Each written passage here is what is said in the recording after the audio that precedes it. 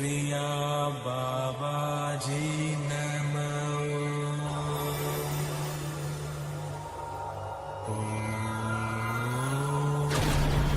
Kriya Babaji Namo.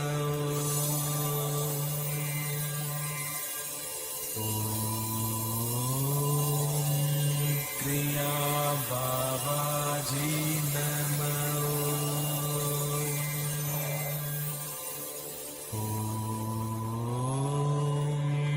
Kriya Babaji Namo.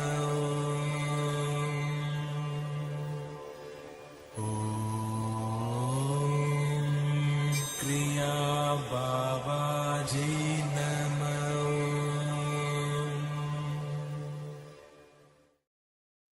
Welcome to our May 21st Vedgurudev's Kriya Yoga Q&A Satsang here at the Kriya Yoga School. We're going to be answering all the questions from our YouTube chat. So welcome to all of our members and all the people joining us on YouTube chat. Also, before we start, if you're interested in Kriya Yoga, but you don't know where to start, we have a free Kriya Yoga school, which is freekriyayogamasterclass.com. We have over 100 members there, so we welcome you to join us if you want a beginner's framework of how to start practicing Kriya Yoga. If you're ready to start practicing Kriya Yoga and you're ready to start doing the Kriyas with intense tapas practice in your sadhana and you need help, book a call with me, kriyayogamasterclass.com. Click on the book a call button. A calendar will come up and you'll see the date and the time that you can get on a call with me. And if you're a good fit for our Kriya Yoga School Masterclass, then join our Kriya Yoga School Masterclass, and I will personally guide you and coach you through the same way I do with Veronica and Paul, who are on the live stream right now. So without further ado, let's start our, I guess it's the 46th satsang, and let's get into the questions and let's start helping people solve problems, overcome their problems, with no judgment here at the Kriya Yoga School. Well, I'm happy to be here. I was just thinking this is our 46th class. It's almost 50. It seems like we started this last summer, so it's almost been a year. I can't believe it. So, Time goes by fast. So, I don't know. I've been struggling financially, but I just out of desperation, I posted a bunch of my art, some sand art faces on Facebook. And just before class, somebody messaged me and bought 2 of them. And they were 2 of them that were behind the ones I was selling because they didn't have plants in them. And she was like, I'm a plant killer. I want those. So I was thinking of, I don't know, if I wasn't in the Kriya Yoga School, I'd probably be going into a panic and a tailspin, wondering what I'm going to do. But I feel like because of the Kriya Yoga School, I kind of like feel like it's going to be okay. And I don't know, I feel like the Kriya Yoga School like creates like a thoughtfulness in me, and I've become more self-aware and detached, but still, I don't know, I'm detached from my ego, even though I'm struggling financially at the same time, and just approaching my problems more mindfully. And I don't know, figuring out a way to like solve them instead of escape them. So I feel like it's gonna be okay, and maybe I'm making space for something new. So I don't know. A question I have for you, Vedagurudev, is what have you learned from difficult times? How do you deal with difficult situations?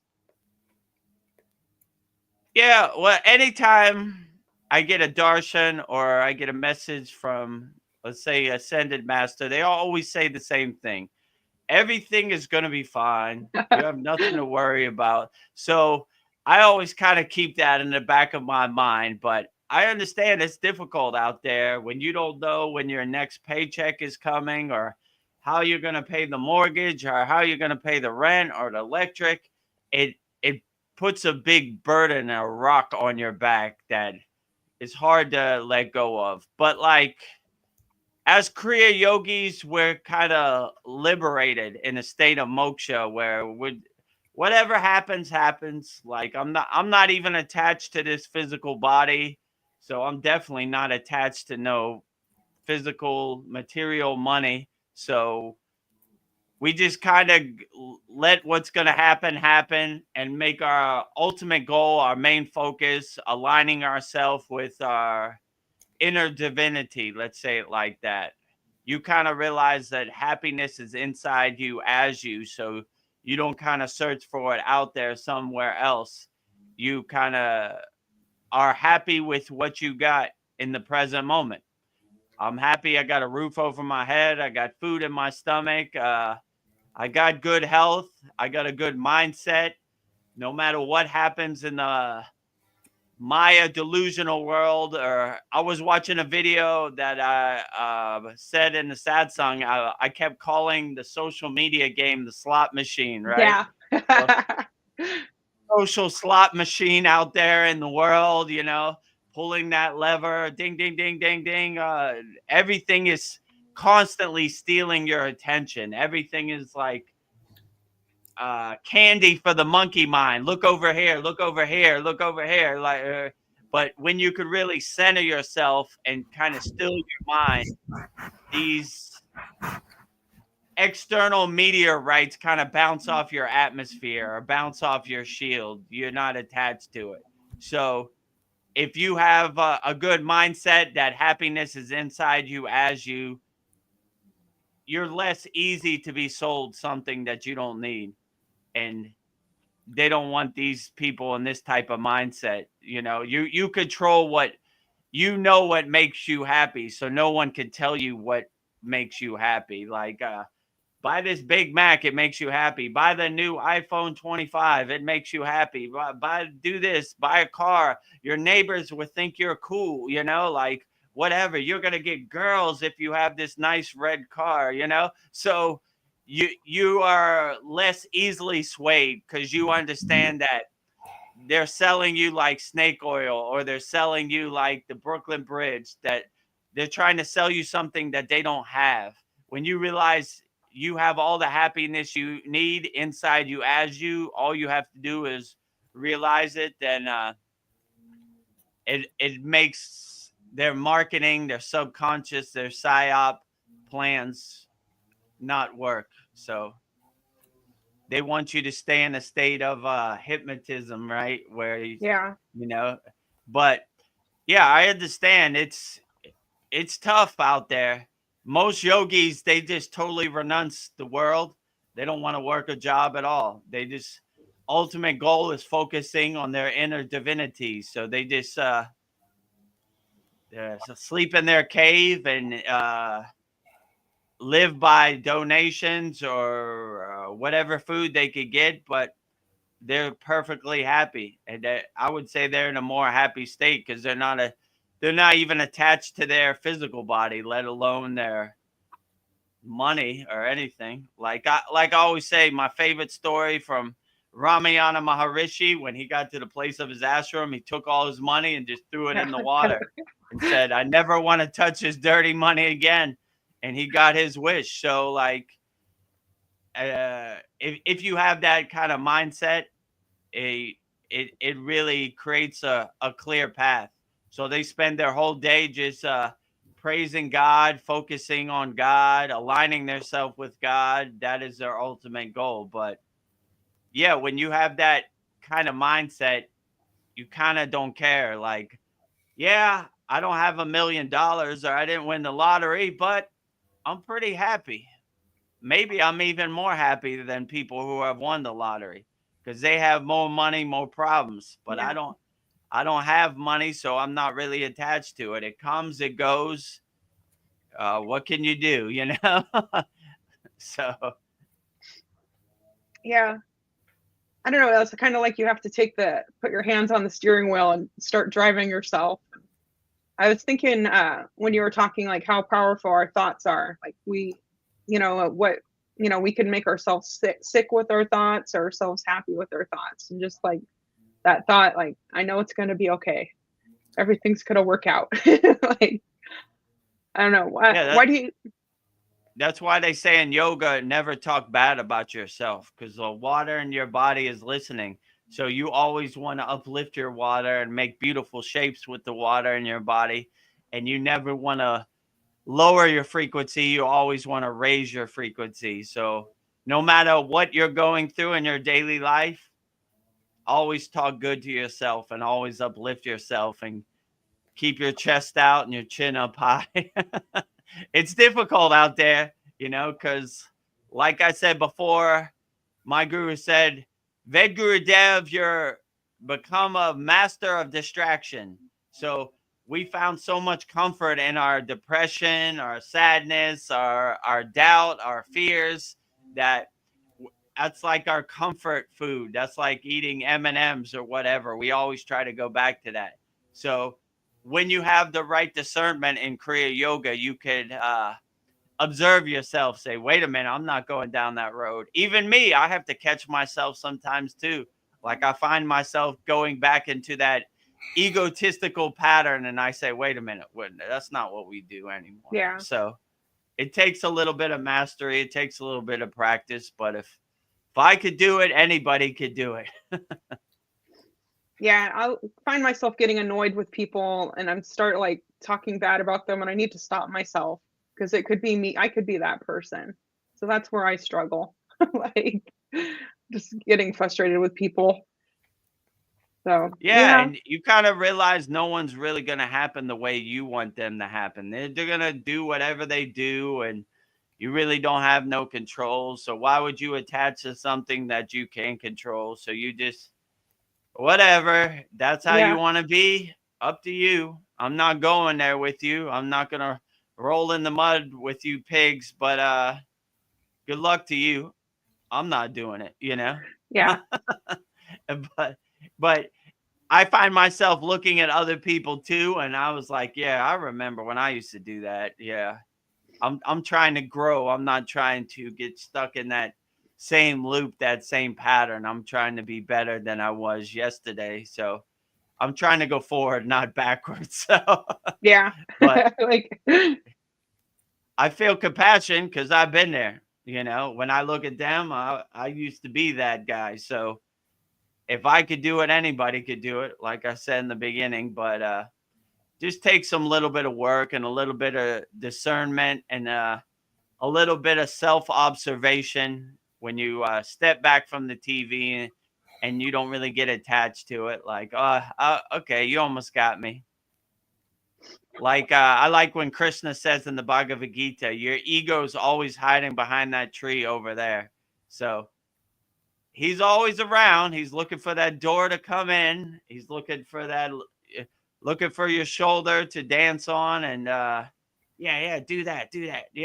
Listen to me, So, but if you don't give him a platform and you don't let him in your house, then he can't really affect you too much. It's just like looking at a funny movie on TV. So if you look at your ego that the comedy show it is, then it can't really affect you.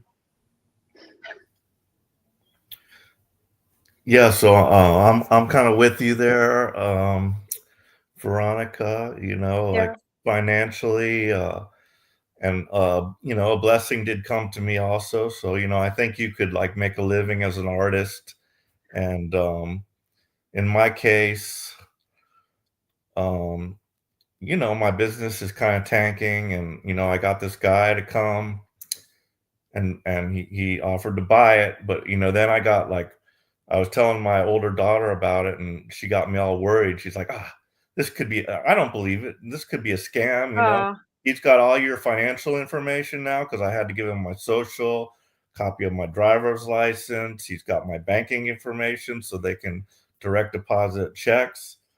But, I didn't feel that when I talked to the guy. And plus I was the one who like offered him to sell.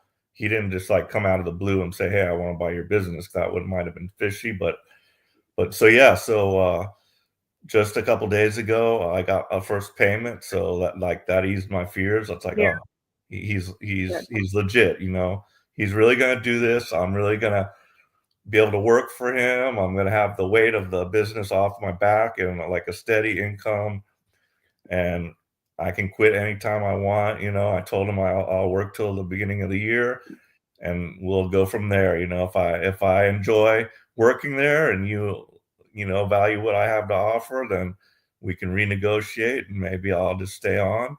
If not, you know, we'll see you then. But yeah, it solved a lot of problems for me. So, you know, it was a big blessing. So, Yeah.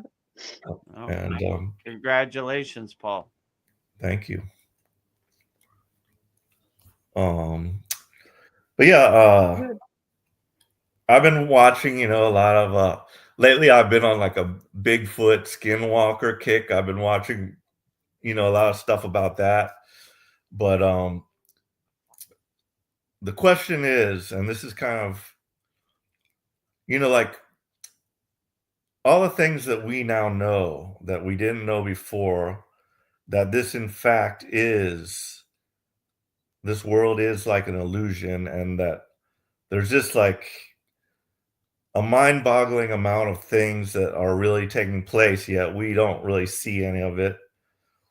So how do we deal with the fact like that most of everything that we know has been a lie, that we've been played, and it's kind of scary. And there's also a fear of the unknown, you know, like I know probably dying will be kind of like waking up from a bad dream, and then I'll be in my true state, but like I don't know that for a fact. So, you know, there's like a fear of the unknown, and just a fear of like, what is this? You know, like if it's not what I thought it was, what is it? You know, so what would you have to say about that? You know, like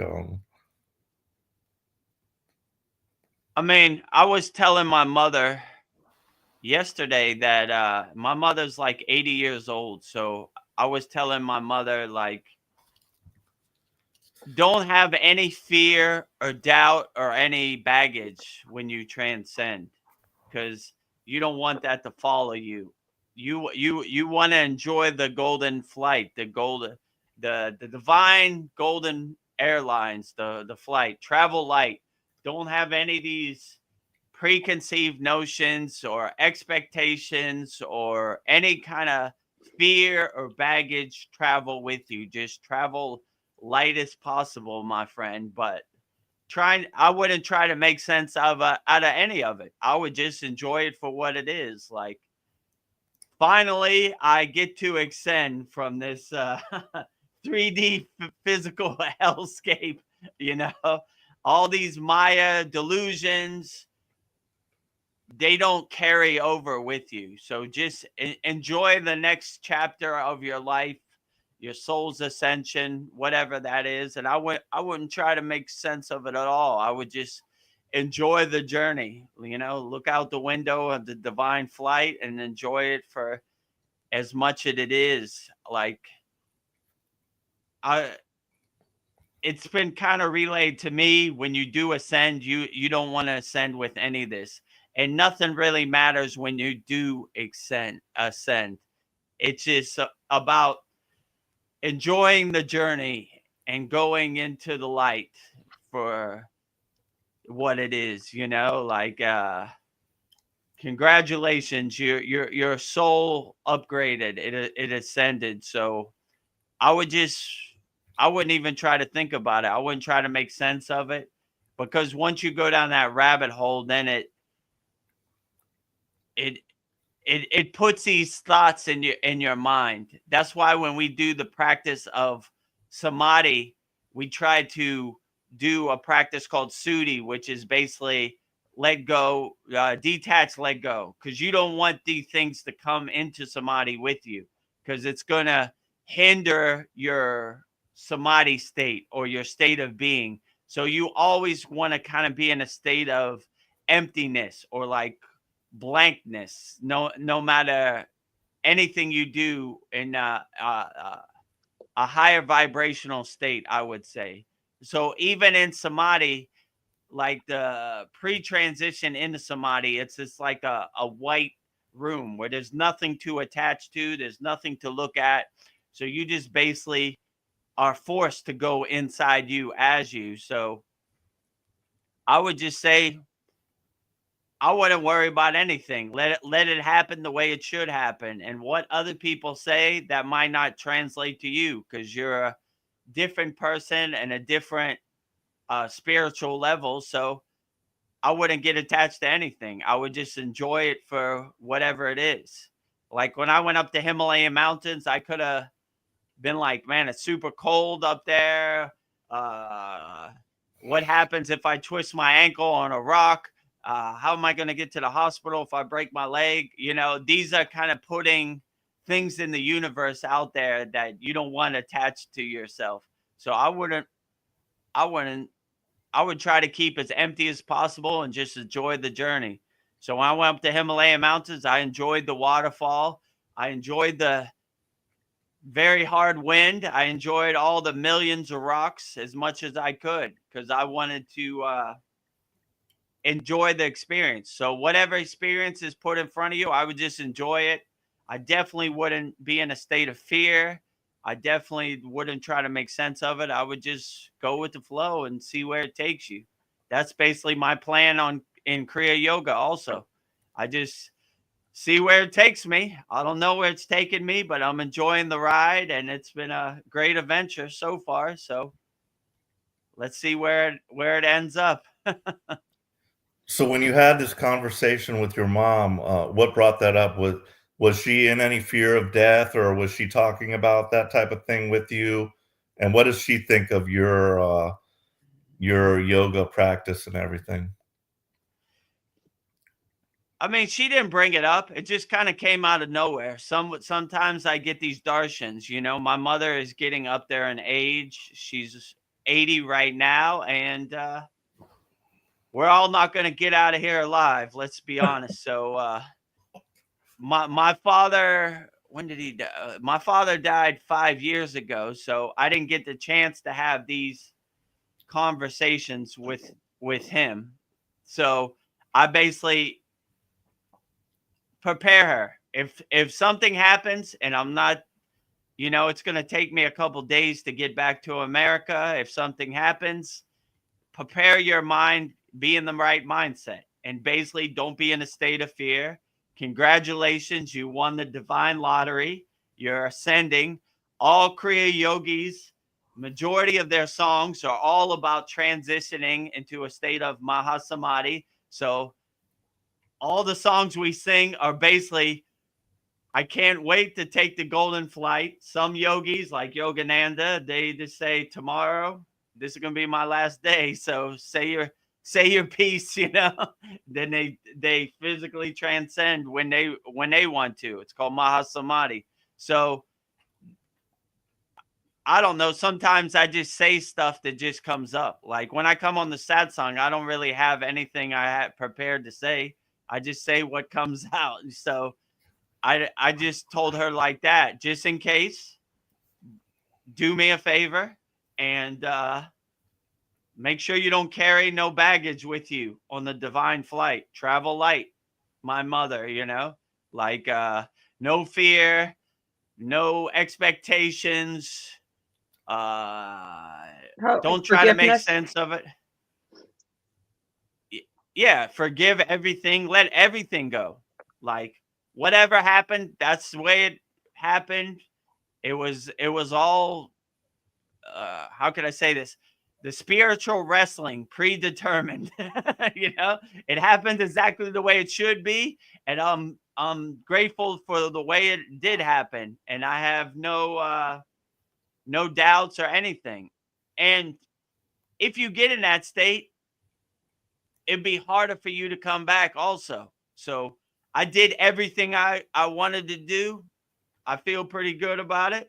And well, Vedagurudev, you got to go back because of this. No, I'm good.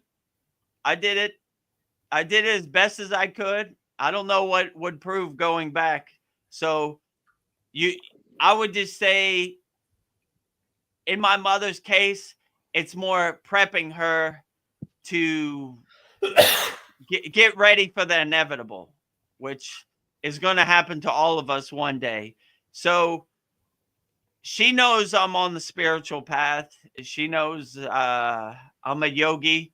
My mother's like a Southern Baptist Christian. So like, she believes in Jesus and all that. And I respect it. I like Jesus also. So, yeah, so she would like me to be more on her football team, but this is my path that I have to walk alone. So I I don't want no one else's God becoming my God. Let's say it like that. So I'm trying to figure it out for myself. And whatever God resonates with you, that is the best God. That's actually one of the Satsangs I edited yesterday. I think it was which God is the best. And I said in the beginning, there is no best God. Whichever God works best for you, that's the best God. I don't know, I mean, it's all a spark of divinity anyway. So whichever God works for you. Yeah, I don't want no one to tell me. I don't want other people's God to become my God. Let's say it like that. I'll figure it out for myself. Whatever resonates best with me, that's what I would say, so. Yeah. So I've heard it said that like Earth is like a school. And I've heard like this is one of the toughest schools. And like for us to be here during the time of what I would call the Great Awakening, I've heard there like are millions of souls, and like the ones that are here are like the best of the best, and that there's like tons of souls that just want to come here and do this. Of course, it doesn't seem like that when we're here, but I've heard that. I've heard like, yeah, the angels and whatever, they like look at us and they're like, wow, these guys are really doing it. Would you agree with that? I would agree with that. I mean, my intuition tells me that that's true. And sometimes I do feel that, like, Vedagurudev has a tough job. He's on the front line. He's he's holding up the white flag. So he's almost like a spiritual hero. He's doing the real work, right? And my gurus told me anybody can meditate in a cave. Anybody can meditate in the forest. But when you really master meditation and calmness and stillness, you could meditate in the center of New Delhi or in the middle of Times Square, because you have achieved such mastery in the chaos and the distraction that nothing could really affect you. So I like when they say in yoga, even if it's the end of the world, don't let nothing shake your samadhi. So no matter what's happening in the external Maya delusional world, you just always keep that calm, centered, inner stillness state. But it takes some practice, because the distraction, the psyops, the subconscious messaging, the hypnotism. Wow, it's powerful, right?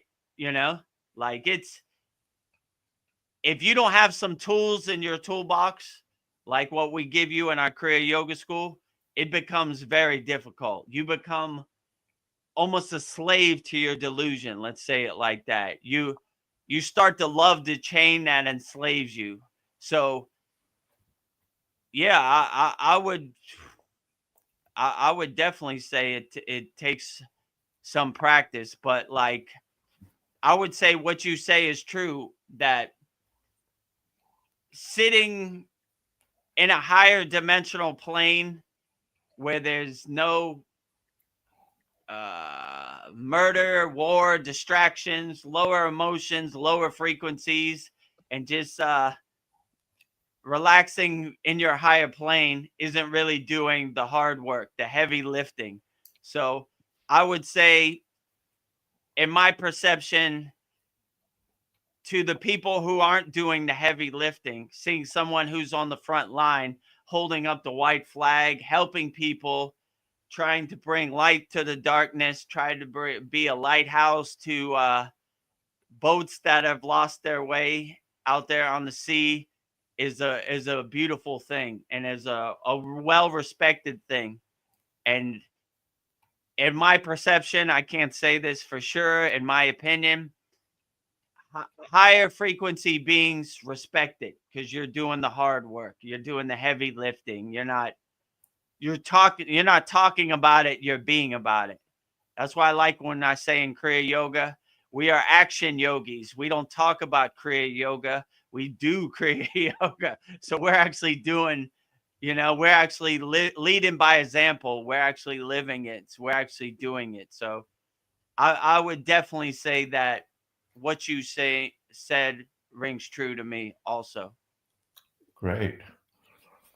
Yeah, I had a nice encounter today with a customer. So this guy was a naval aviator, Vietnam War era.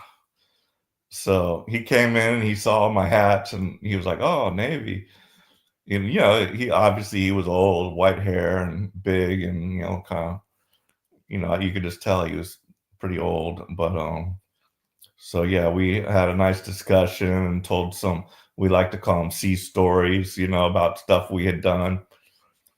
And I did ask him the usual questions, did you see any UFOs or whatever, especially since he was an aviator.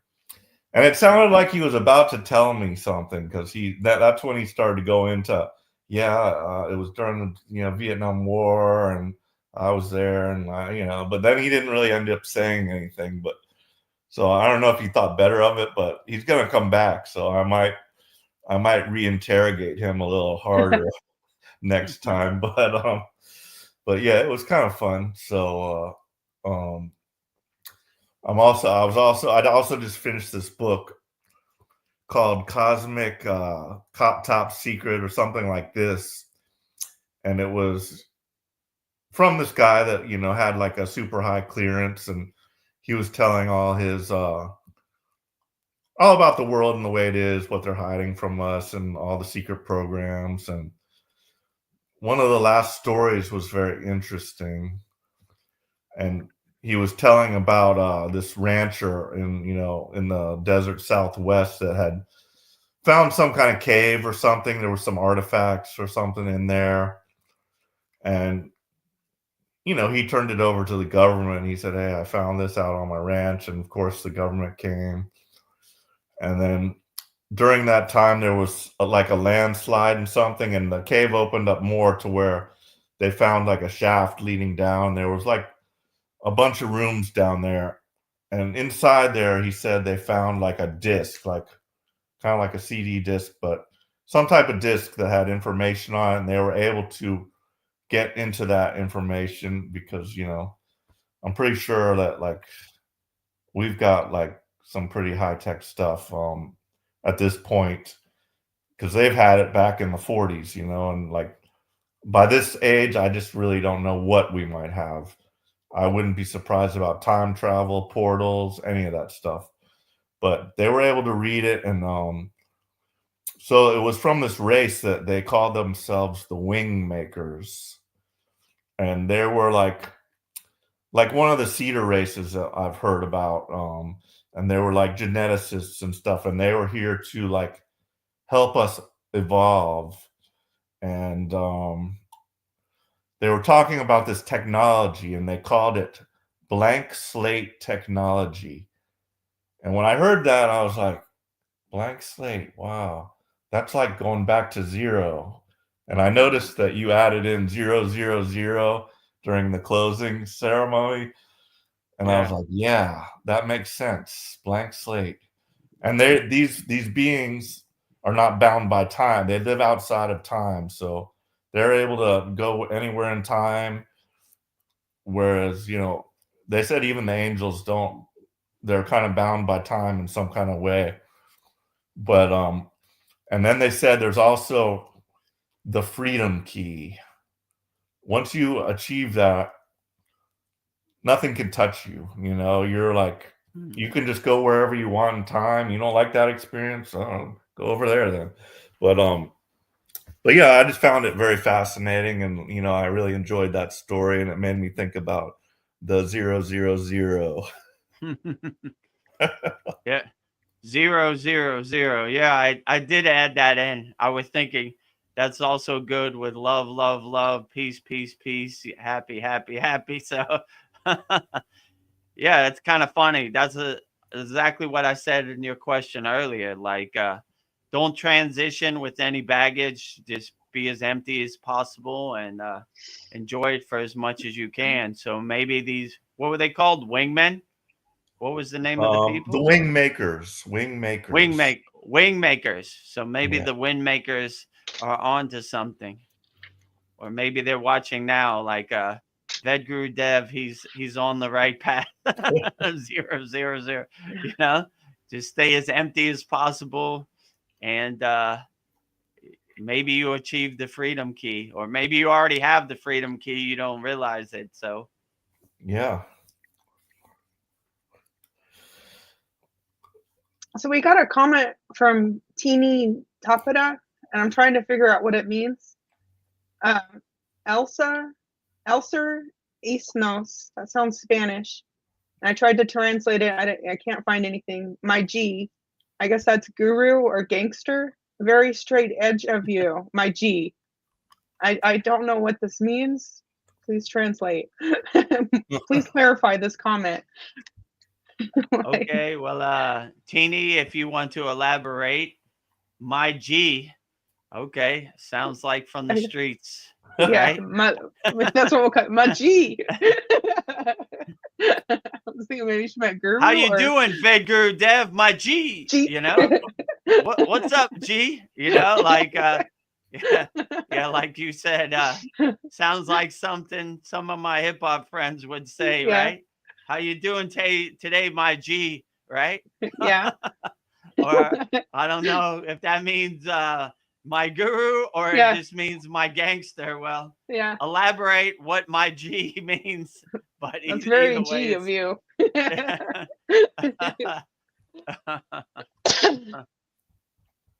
Yeah. So anybody has any questions or any problems they want solved or overcome, put in the YouTube chat. No judgment.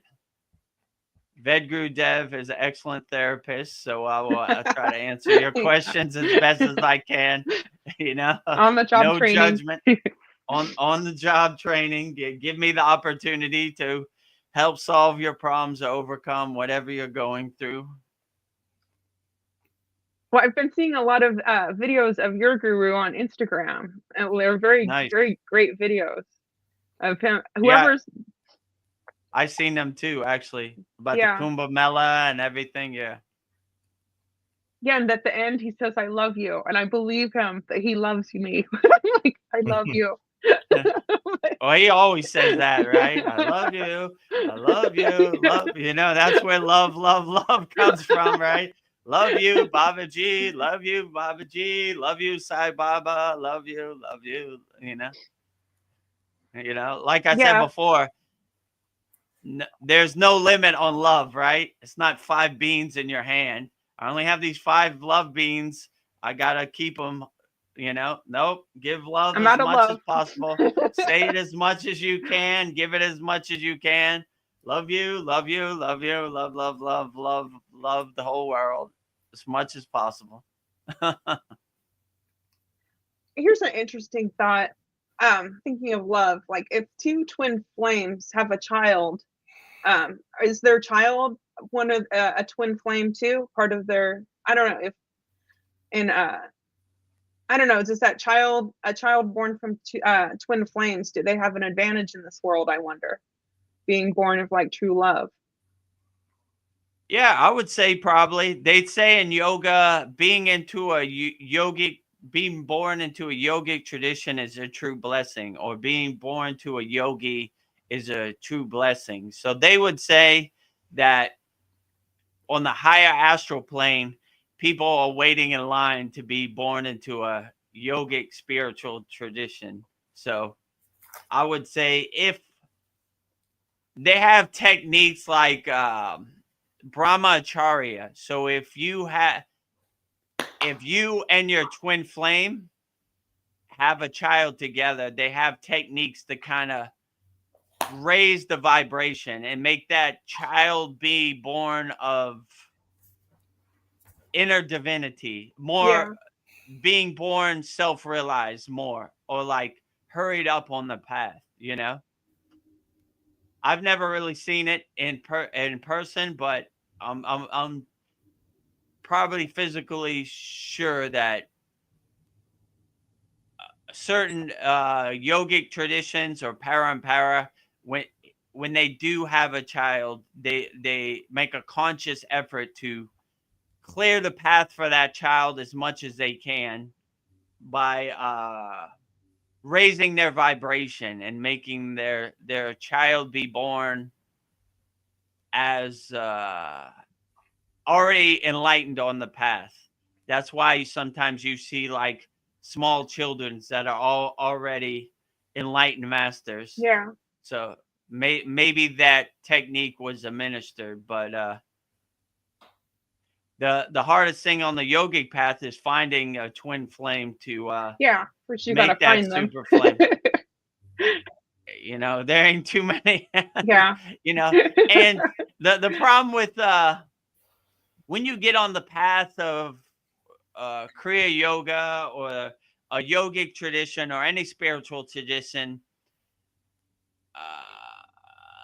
being a householder and these lower frequency vibrations don't really appeal to you anymore. Like, you know, so you're kind of detached from that. So you kind of got to go backwards to go to that, to have that happen, which is interesting. That's why you don't see many yogis as householders. I mean, it's possible. Lahiri Messiah, myself, they're out there, but most higher enlightened beings have already detached from these lower desires, let's say, you know. So, but yeah, if you had a twin flame and you and your partner conceived a child, then it would be a super flame, you know, like it wouldn't be just one fire, it'd be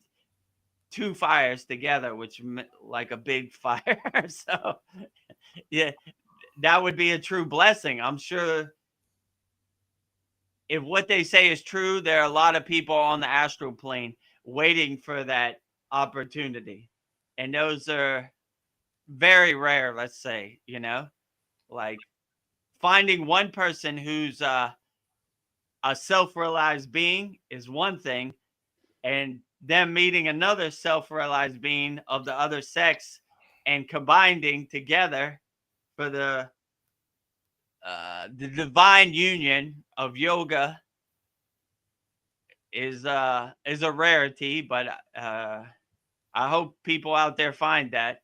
But Yeah. if you find it, let me know. I'm looking also. Well, I was thinking, like, my parents were a terrible match, and it would just be great for a child to be born in a house of love, and instead of fighting all the time. I was just thinking that would, but like you said, it's hard to find. First, you have to find that twin flame, but I don't know, just to grow up in a house full of love, that would, you know, with your parents that truly love each other. They were just, I just think that child would have such an advantage. But yeah, that's why they say there's a long waiting list of hypothetically people in the astral plane waiting for that perfect storm, that perfect situation to be born into. So that's why they say it's a true blessing to be born into a yogic family and already kind of jumpstart your spiritual evolution, which I was not lucky enough to have. I had to find out the hard way. But here now, so grateful for that, you know. Well, maybe, you know, you'll appreciate it more when you do find that person. So maybe that's an advantage too. So you don't take it for granted. I don't know. I guess there's different ways of looking at it.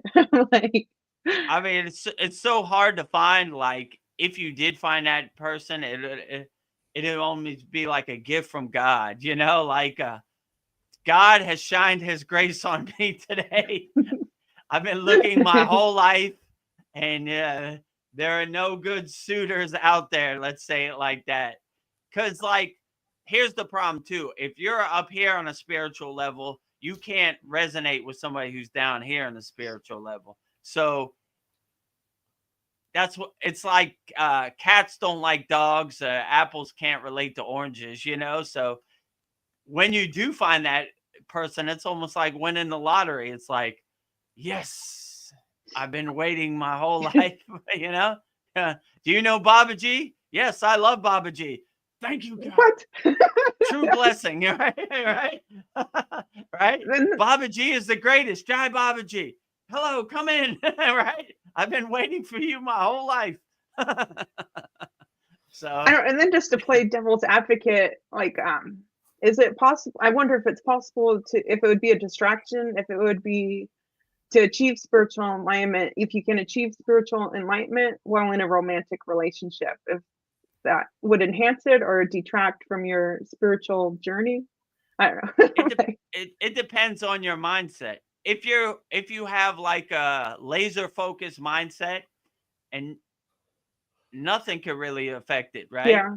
No matter how much chaos or distractions or craziness, or, you know, if your loved one tries to drive you crazy, it doesn't really affect you. Like, you can't be bothered, right? Like, it's almost like water off a duck's back. My guru used to say, be like a lotus, floating on the water, untouched by the water. So something like that. Once you get to a higher plane, nothing could really affect you. Like I said earlier, if it's the end of the world, don't let nothing shake your samadhi. So if you're not shaken by the end of the world, some person who's emotionally attached or to you and trying to get you to be what they want to be or fit in their box doesn't really work. I mean, that happens a lot in my case, let's say, right? And it's really frustrating or bothering to your partner that you won't be the person that they want you to be. Yeah. You walk your own path untouched by their emotions or their control mechanisms, whatever you want to call it. So yeah, and are you trying to control that person too? I mean, I guess we're all at different places. Like, I don't know, we can't always be what the other person wants or vice versa. Yeah, I don't. In my case, I don't try to control anybody. I just go with the flow, and it happens the way it happens. Yeah, go ahead, Paul. Yeah, I was going to say that's a very interesting topic because I had been thinking a lot about those types of questions. And like, so now I've, married a woman, there's an 8-year-old child involved, and he's very sweet and loving. And like my first marriage, we had a child, but that ended in divorce after like 5 years, and she was like taken from me. So that was kind of devastating, but I had never really wanted children, to begin with. I was like, I can barely take care of myself. Like, what am I going to do with a child? I don't know what to do. So I never really wanted it. And then second marriage came along, and I still didn't know much, and I still didn't really want any kids. But like now it's such a blessing to have them. And I'd say I was a decent father. I taught them good values, and I would always take them out into nature and to museums, and we did that kind of fun stuff. And so that was good. But like now I know so much more. And I'm also at a time in my life where I'm about ready to, phase into retirement. So I'll have a lot of time on my hands. And I'm just thinking about maybe, this is one of my purposes to help raise this child. And he will be raised in a yogic family, although he had already 8 years of Maya delusional world, but he's still malleable. And, you know, I tell him at night, you know, he always says, pray before you sleep. And I tell him, pray to Babaji and stuff. And he's good with that. You know, even though he's raised up as a Christian, he didn't question about Babaji. He didn't like, who's Babaji? No, I only believe in Christ. You know, he didn't give me any of that. He's like, he believes in Babaji. So I think I have a good chance of, you know, of like helping him. And like, I hear all this stuff about crystal children, indigos, and during different ages, and like what these children are. They're like, you know, they're special. There's something special about some of the kids that are being born these days. So he might be one of them. And, you know, I'm going to do my best to do it. And then as far as also the relationship thing, I also thought about that. I'm like, is this going to detract? I'm going to just, you know, I'll be in wedded bliss or whatever. And I'm just going to be distracted by the marriage now. I won't be able to do my sadhana like I want to, but like, I don't really think that's going to happen in this case. And I was worried about, because we don't have a lot really in common, but, you know, I did tell her about all my crazy theories and things like that before we got married. And she's good with it, you know, and she's good with yoga. And I asked her about God and stuff. And, you know, it's, you know, there's just one God, and it's really all the same. So she's good with that. And I think the fact that we don't have so much in common is going to help me, give me like the time that I need, because we won't always just like want to be together or geeking out on whatever UFO stuff. And I'll still have the time to dedicate to my practice. So anyway, that's the way I'm hoping it will go. And yeah, you know, I've been given like a do-over, you know, like what I wanted it to be, what I think it should have been. Like, you marry your high school sweetheart and you're, you know, in love, and you spend the rest of your lives together, you know, that kind of beautiful relationship, which, you know, I had a pretty good run with my second wife, but yeah, we really weren't all that compatible in various aspects. But yeah, so, you know, I think it's like a do-over. And, you know, she came about, you know, I mean, I was looking, but like she kind of found me, and I just kind of like feel like she was presented to me, you know, at a time when I needed to have someone. And, you know, so I just think it's a big synchronicity. And who knows what the future will bring. That's pretty exciting. Yeah, sounds great. Yeah, I wouldn't try to make, like I said before, I wouldn't try to make too much sense of it. I would just go with the flow and see where it takes you, and don't, how could I say, don't try to fit in anybody else's box. Do what makes you happy, and walk your path. And if they want to come along for the journey, outstanding. But if they don't, that's fine too. But always do your sadhana, and I'll always try to fit it in. And you don't really have to explain yourself to anybody. This is what I do. This is who I am. And love me or leave me alone. That's kind of my mentality. Love me or leave me alone.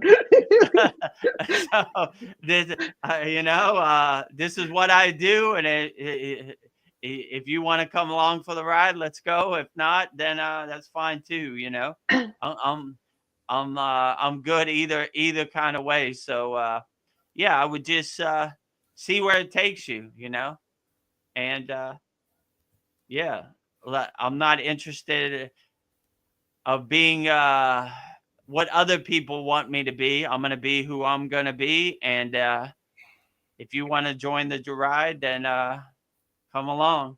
If not, it's okay. I like walking the solo path also.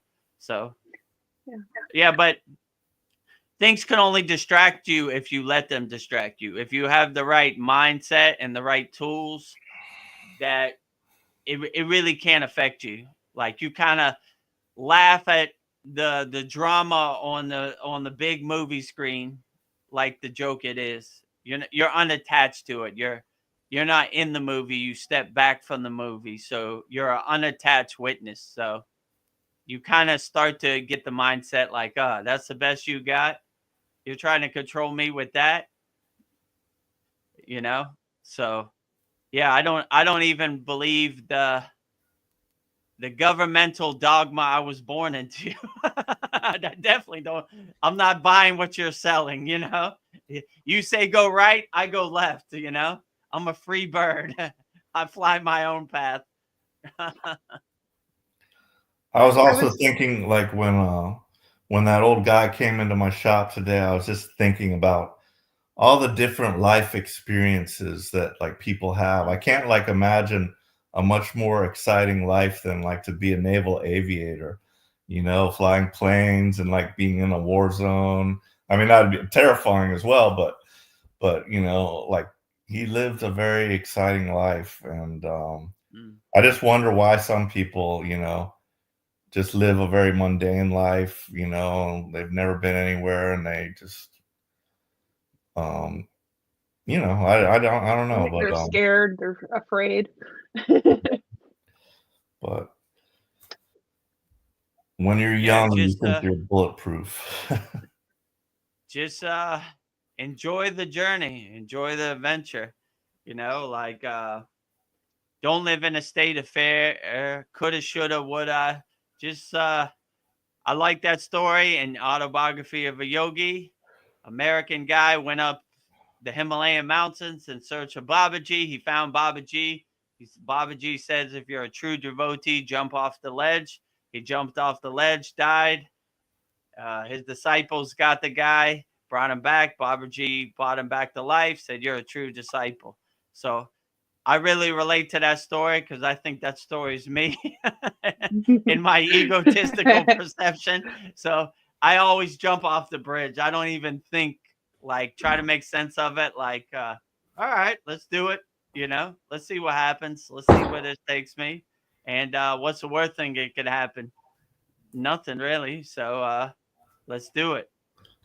So if you don't live in a state of fear, then it's hard for you to be controlled by fear. Let's say it like that. So they're always saying, we're fearless yogis. They always say that. Live in a state of fearlessness. No matter what happens, you're unaffected by anything, you know? So I try to keep that fearlessness practice in my toolbox, you know, like, oh, look, abominable snowman in the Himalayan mountains. Who knew? All right, going back to sleep. Have a nice day, Yeti. Yeti. Oh, fairy. Oh, keep flying, you know? Good for you, right? Oh, this guy's levitating. It is possible. Who knew? All right, going back to sleep. So just kind of become the detached witness and just kind of see where it takes you.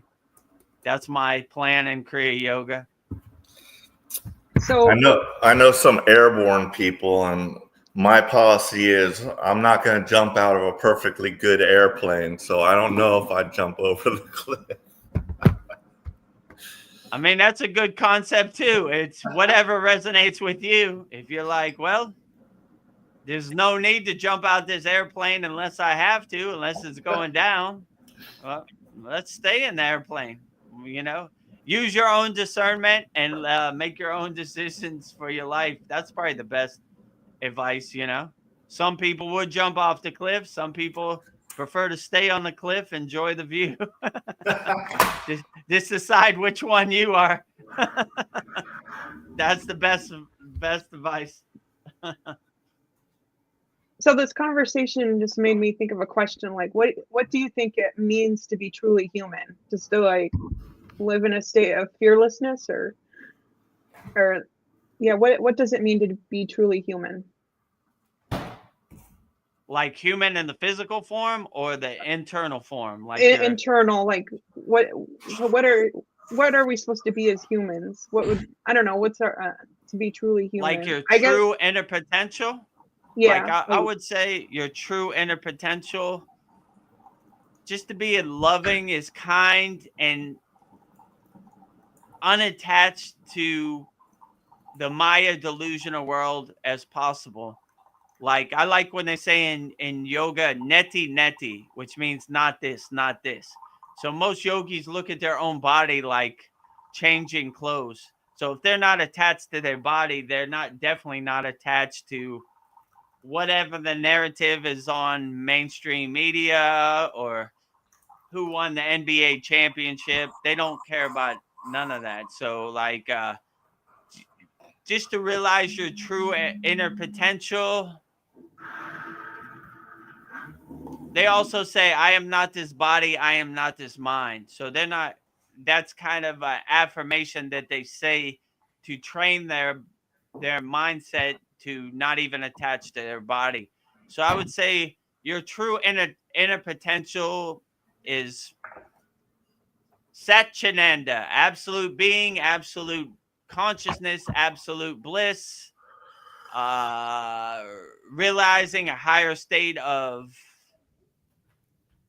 being, existing, letting your soul shine, not attaching to things that don't serve you in the present moment, just letting your inner divinity and every cell in your body shine as bright as possible, and focusing on your inner divine light, making it come to the forefront, and making all the things that don't serve you go to the background. So that would probably be the best way to realize your inner potential, and just be grateful and have gratitude for everything that happens to you in the present moment. Wake up with a big smile on your face, enjoy the sun, enjoy nature, enjoy love, enjoy the prana and the atmosphere, enjoy all the finer things in life. Just be a bogar, be an enjoyer, like Bogan Antar. And if we can do that, do you think that would be like living a meaningful life, to just live life like a Bogart to the fullest, and to be kind? Yeah. I don't know, being all the great things that humans can be at their best. Yeah, if you did the best you could, then you would have no regrets. You would you would not have anything you were how can I say, like how can I put this? Like if what Chad said, if you go before the council of elders and they were like, you ate a cheeseburger when you were 10 years old, you wouldn't care. I did the best I could with what the tools I had. And I think I overachieved better than I should have. Yeah, don't make me feel guilty. I got even faster. Yeah, so my guru used to say guilt is an attack on your soul. So if you have no guilt, there's nothing you could be guilty of. Like, I did what I did, and that's what I did. What?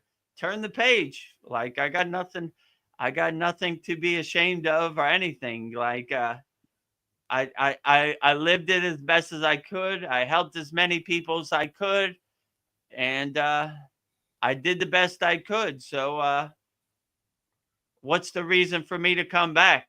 No reason. I did it. I did Yeah, as much as I could, and no need for me to come back. yeah. I learned from it. I'm moving on. I That escaped brings the up war a zone question.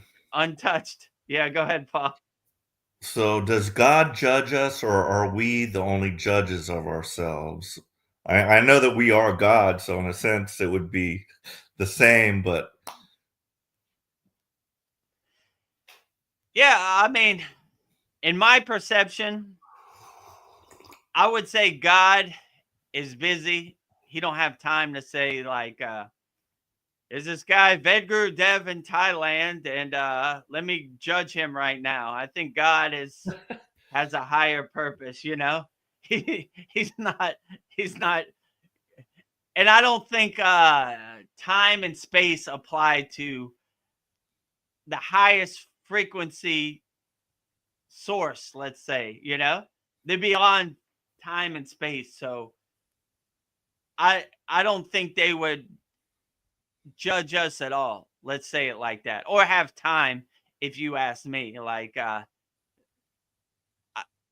I don't think God is like, well, it's 9:10 a.m. in Thailand right now, and let's check in on Vedagurudev. I got some judgment I need to give him. You know? So I think most of the judgment is we're our harshest critic, let's say it like that. We judge ourselves. But in Kriya yoga, we try to not judge at all, right? Like when I see other yogis judging other yogis, it's almost ugly to me. It looks like they need more help dissolving their ego, you know, like, so I wouldn't try to put any judgment on yourself if possible. Just, I did it the way I did it, and that's the best. That's the way I did it, and it happened the way it should have happened. And what can you do? I mean, what good is judging yourself? You know, you got enough landmines and obstacles and resistance to get through during the day. You don't want to add more. You want to add less. So I wouldn't try to put any judgment or try to make sense of anything. Like most of these yogis, they just go with the flow. They don't know where their next meal's coming from. They don't know where they're going to take shelter from the elements in the Himalayan mountains. They don't know anything. They just kind of go with the flow, and it happens the way it happens. So they don't judge anything or try to put any preconceived notions onto anything they do. It happens the way it happens.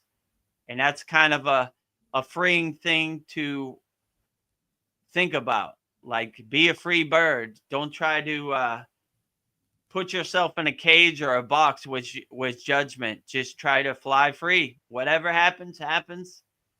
You know, when you start thinking about money, you're like, where's this money going to come from? How am I going to pay for this? Then you start putting yourself in that financial jail. You just want to be a free bird, not in a cage, fly. Well, you know, it sounds crazy, but I can tell you in the Himalayan mountains, we never talked about money. It wasn't even a thought in our mind. So it's possible. But to like people in the Western world, it seems like an impossible thing. Like, how could you live without money? Well, there are people doing it. Even in Thailand, like before I came on the Satsang, I saw the Buddhist monks. They walk around barefoot. They have their saffron robe. They come to you with their bowl. You put some money in it. You put some rice in it. That's how they eat, you know. They're good for the whole day. They give you a prayer. In my case, they told me they don't want to give me a prayer. I need to give them a prayer. How funny. So they won't even accept my offering because they're like, you have a higher frequency than me. So I would enjoy your prayer as more of an offering than any financial or you know, food donation. So Have you ever given them a prayer? yeah, all the time, every day, every time I see it. They're actually waiting for me. They're looking for me, right? So I feel like I don't know. I hope you don't take this wrong, but I feel like Kriya Yoga like magnifies my problems, or maybe I'm just like observing myself more, like you know, like looking at myself, like why did I do that? I'm like I'm in observation mode, and I don't know, like I was thinking like on the spiritual path, do I want something that makes me feel good or one that requires sincerity? And I want to be honest with myself and like why am I doing these things? I feel like Kriya Yoga requires sincerity, but I do feel like I'm judging myself, but it's just to be sincere with myself, to like why I do certain things and observing myself. So I kind of am judging myself, but I think to make myself better. yeah, I would say,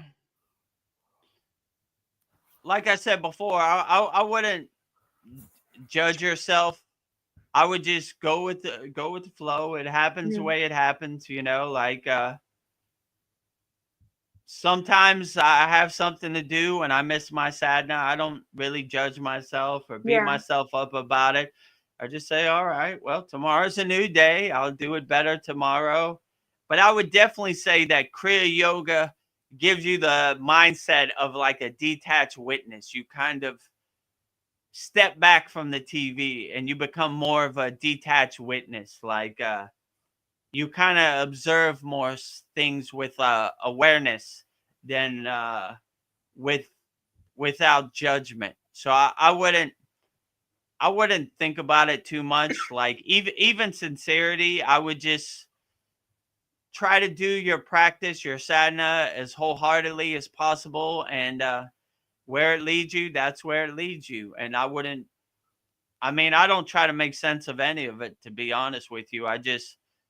This is what I do, and this is how I do it, and this is how it happens. And I just kind of enjoy the process. I don't really try to make sense of it at all, really. So you become more of a detached witness, and you kind of self-observe yourself, but not even observing yourself as like in a judgmental way. Like, I wasn't too proud of that I did today, but it's okay. Tomorrow's a new day. I'll do better tomorrow. I'll try to be 1% better than I was today, and that's all I can do. I'm not trying to be 100% better. You know, like Patanjali says in the Yoga Sutras, the line to God is not straight, it's a zigzag. You fall off, you get back on the path, you dust yourself off, you fall off again. It's just part of it. It happens to everybody, so you shouldn't even beat yourself up about it or try to make sense of it. You just like, well, that happened the way it happened, and well, what can you do? You know, I can't go back in time and change it. I did it the way I did it, and maybe I'll try to do it better tomorrow. You know, maybe not. Maybe I'm satisfied the way I did it today. You know, just keep going. It's a constant evolution. It's a constant spiritual growth. So even when you self-observe yourself, I wouldn't observe yourself in any kind of judgmental way. I would just be like, well, you know, that's okay. I did it the way I did it, and that's the way it came out. So that would probably be the best soul-freeing way, I would say. Just let it happen the way it happens, and don't get attached to any kind of outcome, or definitely don't try to put no judgment or guilt on it at all. Just let it. All right, well, that's how it happened. It's like trying to change the end of a movie. It happened the way it happened, right? Like no matter how you wanted the movie to end, it ended the way it ended. And if you have that kind of discernment, you would just be like, well, that was interesting. That didn't happen the way I thought it would happen, but I enjoyed the way it did come together at the end. So I don't want to judge myself. I think I'd rather I'm just being honest with myself and just move from there.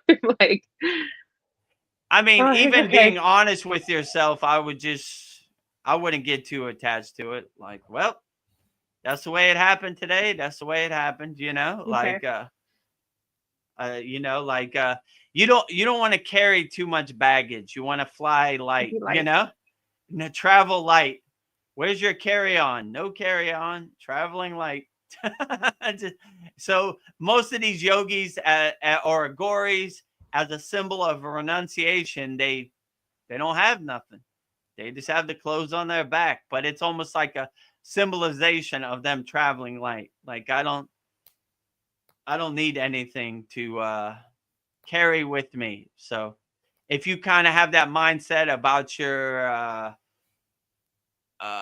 judgment or your like your guilt or anything, like these are rocks I don't need to carry. Like how do they serve me? They don't serve me.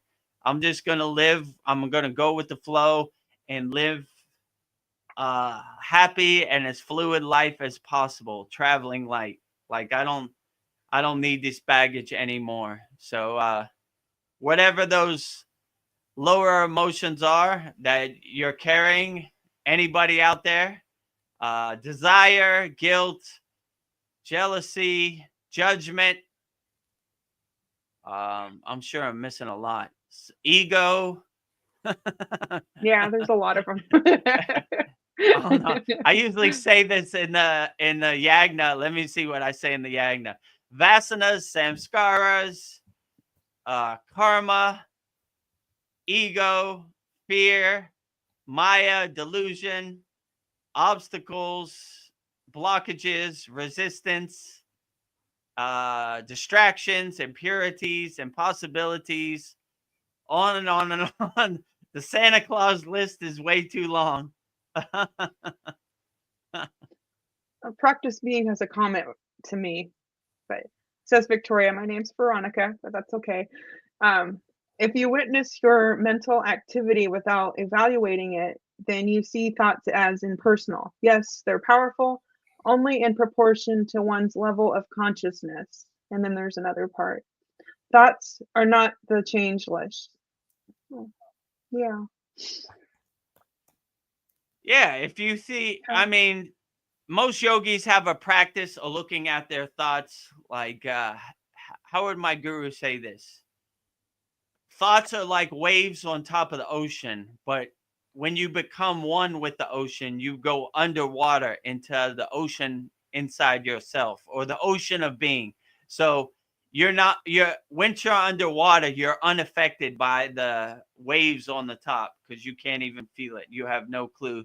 So once you start to detach from your thoughts and let these thoughts go, then they really can't affect you. So if you look at like thoughts like clouds passing in the sky, but you are the mountain that's unshakable and unmovable and anchored into the ground.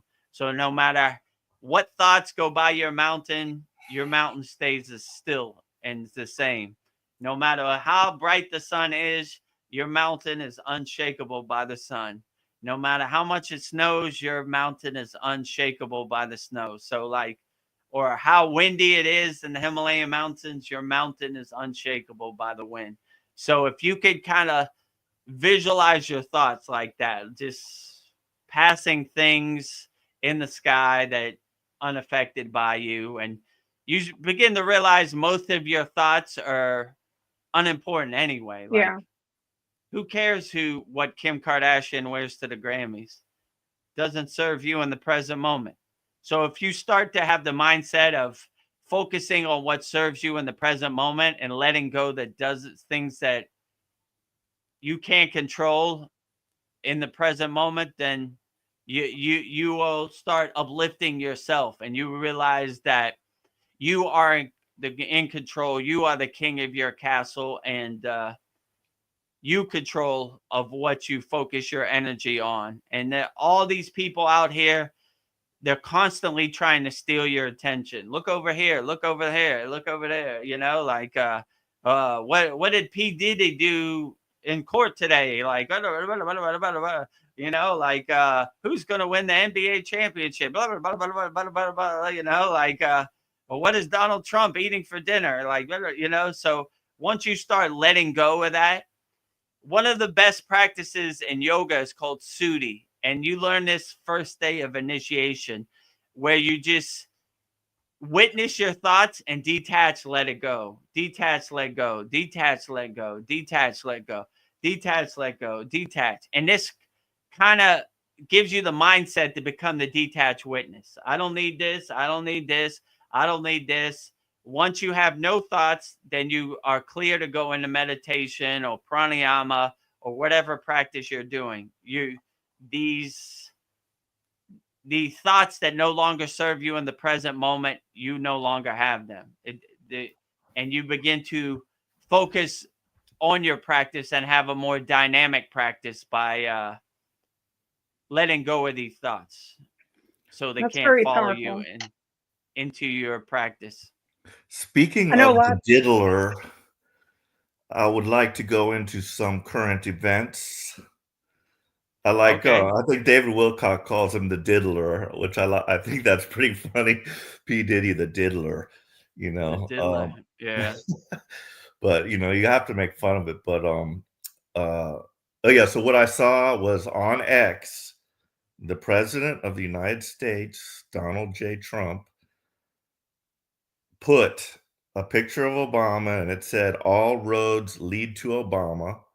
And then down at the bottom, it said, "Yes or no, should we have military tribunals?"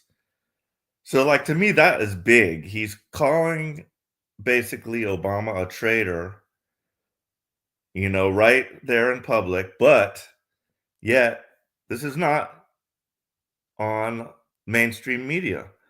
You know, unless you were on X and you follow the president, you would not see that. It's not going to be on mainstream media for some reason because that's pretty outlandish. But yeah, I think things are coming to a head. And there was one other thing I'm trying to think of. Oh yeah, Pam Bondi. I think she's like attorney general or some prosecutor or something, said that hinted that Epstein might still be alive, which, you know, I've known that already, but you know, it's just interesting stuff that is slowly like making its way into the public eye, because I think they have to like slowly, like, just, they can't just like drop all these bombshells like all at once. People will go crazy. They'll be committing suicide. They'll like lose faith in the government. There could be anarchy. So they have to be very careful about how they take these people out, how they do things. They have to like just trickle it out little by little. Oh, the Diddy trial. Okay, I'm aware of that. Oh, Epstein. Okay, heard of that. You know, little by little. So so they don't just like shock us all at once. But anyway, that's kind of what I saw, what I heard lately on the back channels. I mean, who are they to say what we should see and what we shouldn't see? Yeah. That just shows you how they look at us. Like, oh, these stupid sheep, these stupid slaves. They're so stupid. If we tell them about aliens, they're gonna jump out the window. These stupid food eaters, right? I think I can handle it. Let me use my own discernment. Who are you? You know, government daddy, right? Like, let me tell you what you think. You nice little slave. No, thanks. And they want you to be like, ooh, Mr. Candy gave me an apple today. Thank you, slave master. You're so great. You know, like what? You know, like, give it to me. I don't trickle it out. All right. If Like the truth will set you free. If Epstein is a child molester, that wouldn't surprise me. Most of you probably are bad people. Yeah. Who wants to be in who wants to hurt child? Bad people. So like, why do I need you to child-proof my information? You know, like, it's not going to surprise me. Like, you know, like, you're too stupid to understand aliens. So we're not going to tell you what. Let me make my own decision, right? You're going to jump out the window if we tell you there's a abominable snowman. No, I'm not. I've seen him alive in person.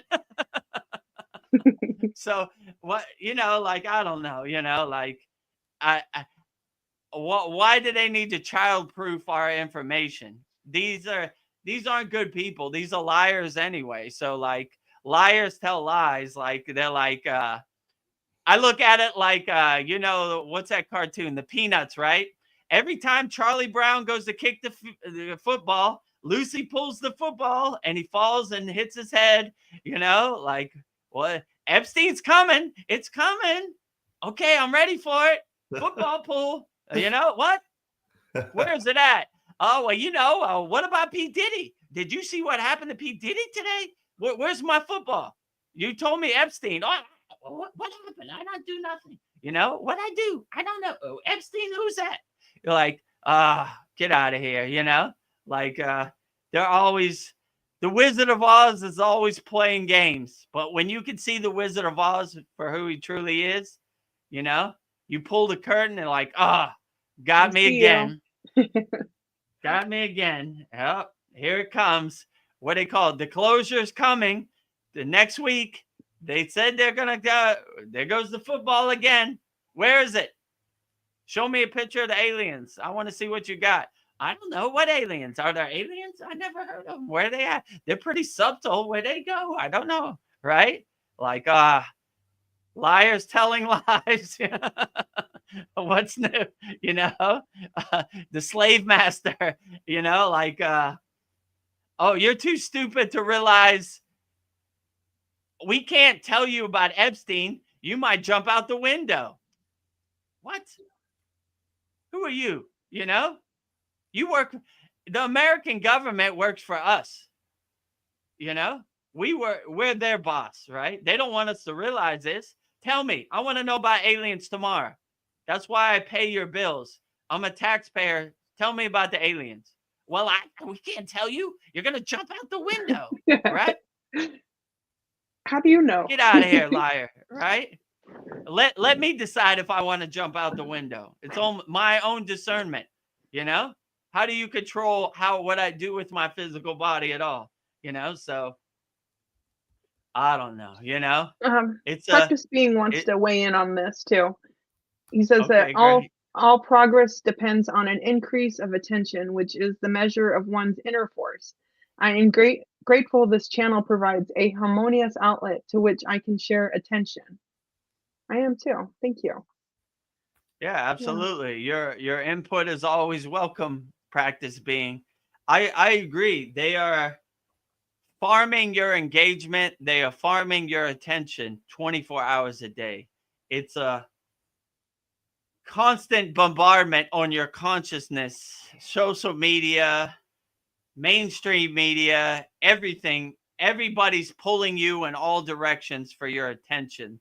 That social slot machines. How many likes did I get on my YouTube video today? What, you know, like I don't know what when's the Epstein list gonna come out? What's P. Diddy doing with 10,000 million bottles of baby oil? You know, like I don't know who. I mean, it's like from the time you wake up, it's like constant bombardment on your consciousness. Like I gotta see who won the NBA finals today. What's my football team doing? Oh my God, P. Diddy? He did what? Oh my God, P. Diddy. I'm so embarrassed of you, right? I had such a high standard of P. Diddy that I can't believe he let me down, right? Yeah. I had such a high standard of Epstein. Wow. Epstein, you did what to children? Oh my God, I can't believe it. The world's elite are hurting children? Impossible. You know? What's the world come to? I'm flabbergasted. Right? Like it time for people to wake up. Evil people do evil things, right? Liars tell lies, right?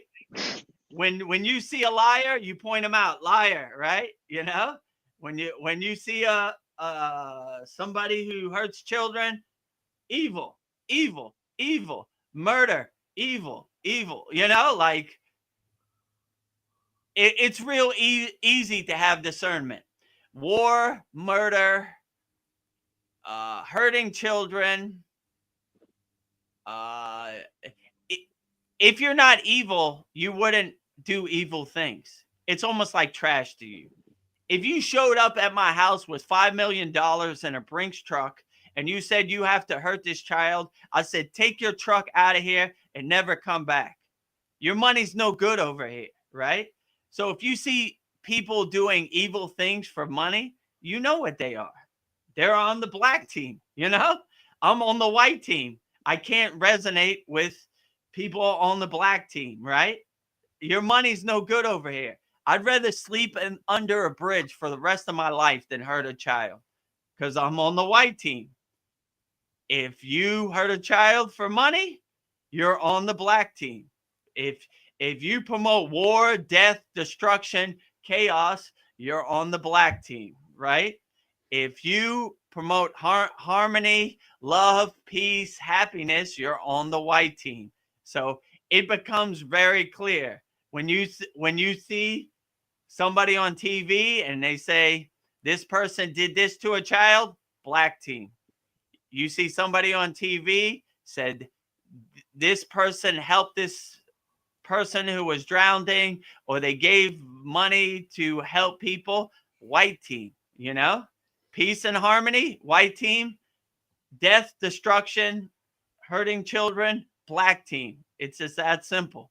If somebody on the white team isn't gonna hurt somebody for any amount of money, if you take money to hurt somebody and do something you shouldn't, then you're on the wrong team. That's kind of the way I look at it. It's real easy. Who would want murder, death, destruction, war? Black team. Who would want peace, love, and harmony? White team. So I see people on TV. I see. I don't try to make sense of it. Why would he do that? Black team. Why would they do that? White team. That's kind of how I look at it. I mean, Yeah. it's pretty cut and dry in my book, but I guess I'm a different type of yogi, right? Well, I want to keep my soul as light as possible, not heavy as possible. But I'm thinking my soul is the only thing I take with me. I'm looking at the long game, but people are thinking they're immediate, what they want immediately. I don't know. They want to take a shortcut. But I think these are new souls who haven't learned. They just want it. It becomes an ego play. Me, my, I. They don't have any compassion. They're new souls. They haven't been around long enough. They haven't upgraded. They haven't learned. They'll do anything. They'll step on anybody to get what they want. These are new souls, rookie mistakes, right?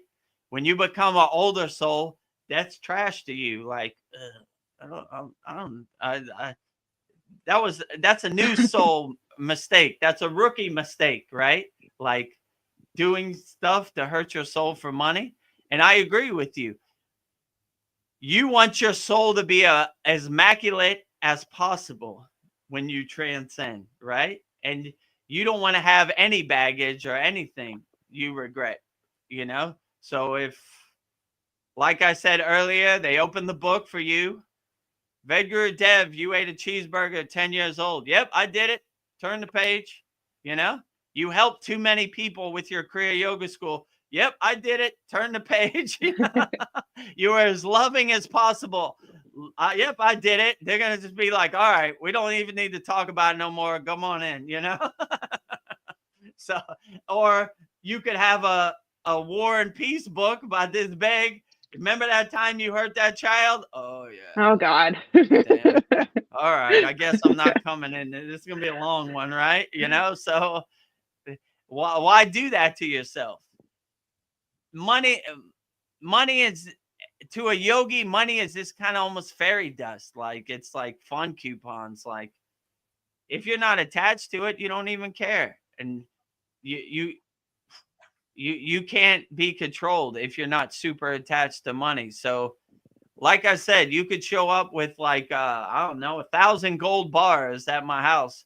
And they'd be like, oh, you got to hurt this child. I'll be like, nope, get out of here.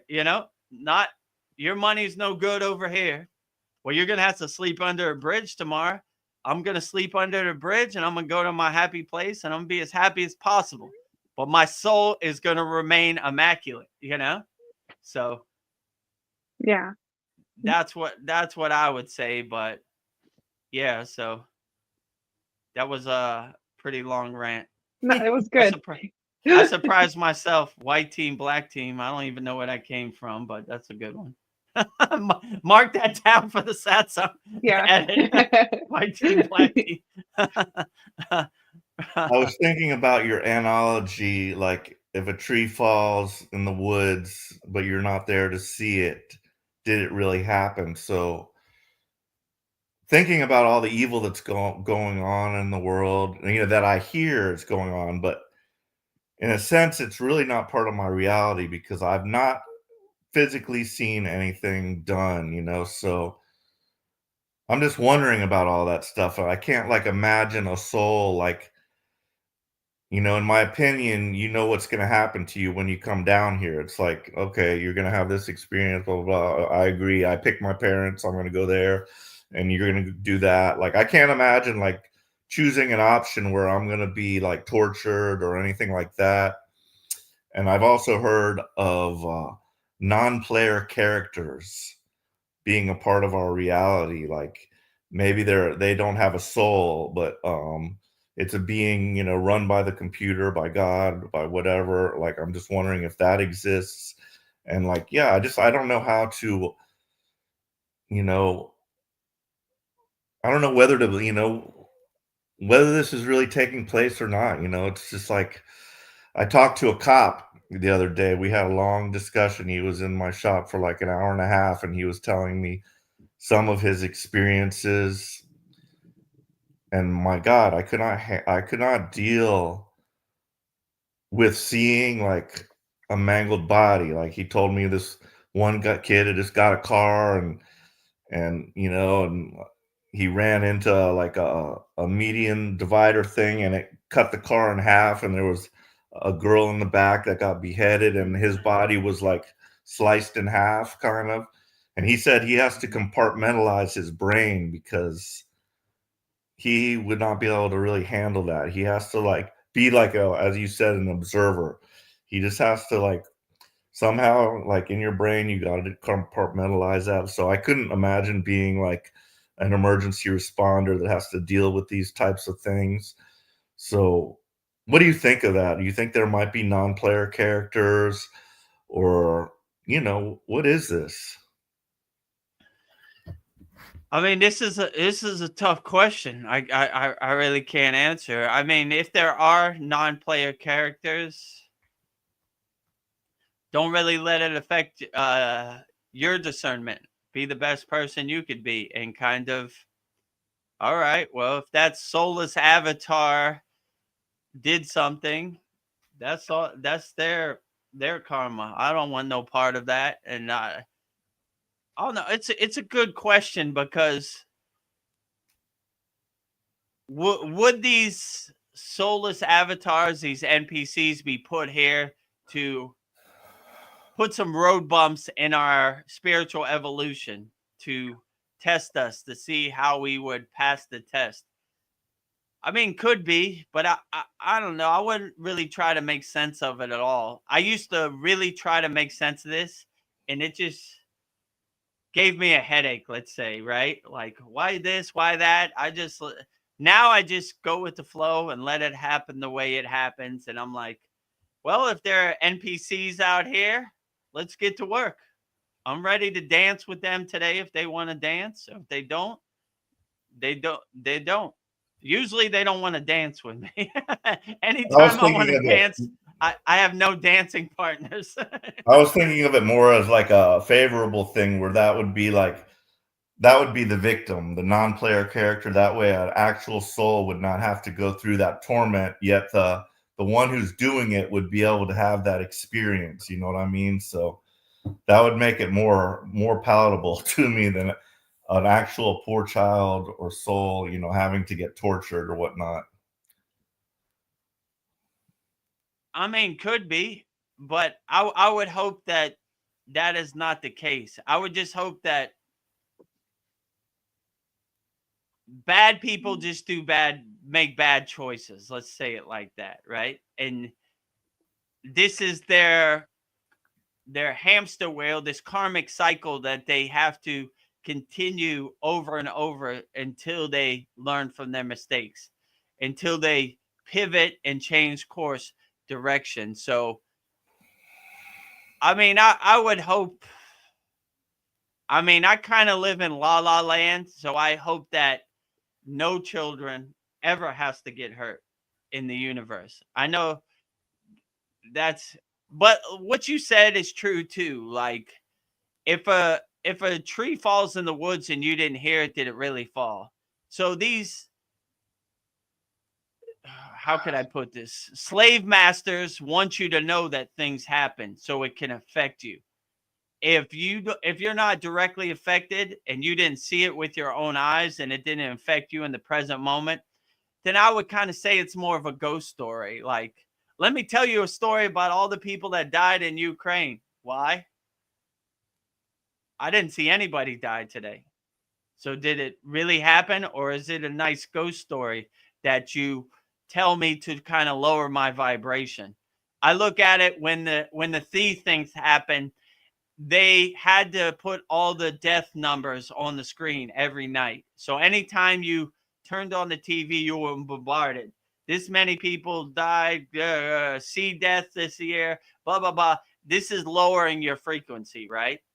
If you really took the opportunity to higher your frequency, then you're unaffected about it. These are cool ghost stories around the campfire, but how does it affect me in the present moment? And this is the realization they don't want you to wake up to. Because if you realize it doesn't affect you in the present moment, then you're unaffected by it. Why should I attach to some fake ghost story that I can't verify? I didn't see any war outside my door today. So why should I attach to it? It's a cool ghost story, but I look at it almost like a movie. Like Iron Man was flying through the sky. Let me go outside and look. I don't see no Iron Man. It's a nice ghost story. It's a nice movie. You know, it's fairy tale. It's make believe. So they have to get you attached to these certain narratives so you will lower your frequency, right? If you higher your frequency, you're on a high cloud. You're not rolling in the mud with the pigs on, you know? So this is more, in my intuition, their playbook to not realize your true inner potential and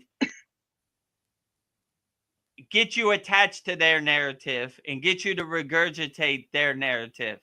But I would say if it doesn't affect you in the present moment, it's this, I don't know, the verbal candy, you know, it doesn't matter. It's, you know, so that's what I would say. But I wouldn't, like you said, I wouldn't attach to anybody else's ghost story. I would just become the detached witness it and get your popcorn and watch the movie, the comedy like it is. Like I always say, Babaji says, death is a joke to me. I am the death of death. So if you could laugh at death like a yogi, then all this other stuff is kindergarten to you. Like, this happened or this happened or, you know, like, you know, I don't know who really cares. If it doesn't serve you in the present moment, I would just let it go. Like, if you have a couple minutes during your day, I would watch it, but I would watch anything like a comedy show. I wouldn't get attached to any outcome. And you realize you can't control what P. Diddy's going to do or what Epstein's going to do. Whatever, you know, it's just pictures flashing on the screen. You know, keep your conscious, your soul intact, you know, put your shield up as best as you can. Yeah, this is a really powerful conversation because I'm thinking like, what would need to happen for the world to finally find peace? Like master my thoughts, we were talking about, detach, not, I don't know, realize our inner potential, something that you said, but not attached to the stories and just, I don't know. I think if we weren't so attached to all this, maybe we could find peace. But I think like the world's trying to get our attention and our thoughts and make us crazy. I don't know that we're in control and not let others be in control of us. Maybe the whole world could find peace. Is a thought I'm having. I would say start with yourself and lead by example. Try to be the best peaceful and harmonious people you can. Find your tribe, find your community. If you resonate with Kriya Yoga, join the free Kriya Yoga school. If you don't, if you want more, join our paid school. You know, find your community with like-minded people that uplift you and are on the same frequency as you, and just try to do the best you can in the present moment. And I would just, yeah, I wouldn't try to attach to anything. I wouldn't try to make other people's story become your story. I mean, that's basically the playbook, if you ask me. Yeah, I think. Regurgitate what we tell you, right? Like, I don't know, like, like, if you don't care about it, they can't control you because you don't Yeah. care, I think like we give away our power. if you give away your power, they have your power. So Yeah. when they have your power, they're gonna get you to put stuff in your body that you don't want to do. They're gonna treat you like a sheep, and like what I said earlier, they in my perception, how could I put this? Well, I'm gonna just say it. The slave master looks at you like a slave, Yeah. You're too stupid to understand about aliens. You're going to jump out the window because you're such a dumb idiot that we're not going to tell you. Who are you to childproof my information? You work for me. Give it to me. I want to know they're aliens. Wait a minute now. Wait. You're going to get crazy. Yeah, wait a minute. You're going to get, wait. Slow down now. Slow down. You know what P. Diddy did today? No, I don't care. I want to know where the aliens Yeah, you are. just tried to distract He did you. it. He did it. He got baby oil. You can't believe. Can you believe he got baby oil? No, I want to know about the aliens. Wait a minute. Look over there. Who what's that? Oh, LeBron James won the title? What? Look over here. Look over here. That monkey mind is constantly jumping around like, like, oh yeah. Stop, Lucy, stop pulling the football. I want the aliens today. Where's the Epstein list? Well, I don't know. P. Diddy, you saw what happened in court? I don't care. Epstein list. Now, you work for me. What? I don't work for you. When I work for you, right? Aliens, where they at? What is that tic-tac in the sky right now? Oh my God. You see what happened to Joe Biden? He's got cancer. I don't care. Aliens, now, today, you work for me. I'm your boss. Your boss is telling you, list right now. I gotta go. Gotta go. I know we get so distracted by nonsense.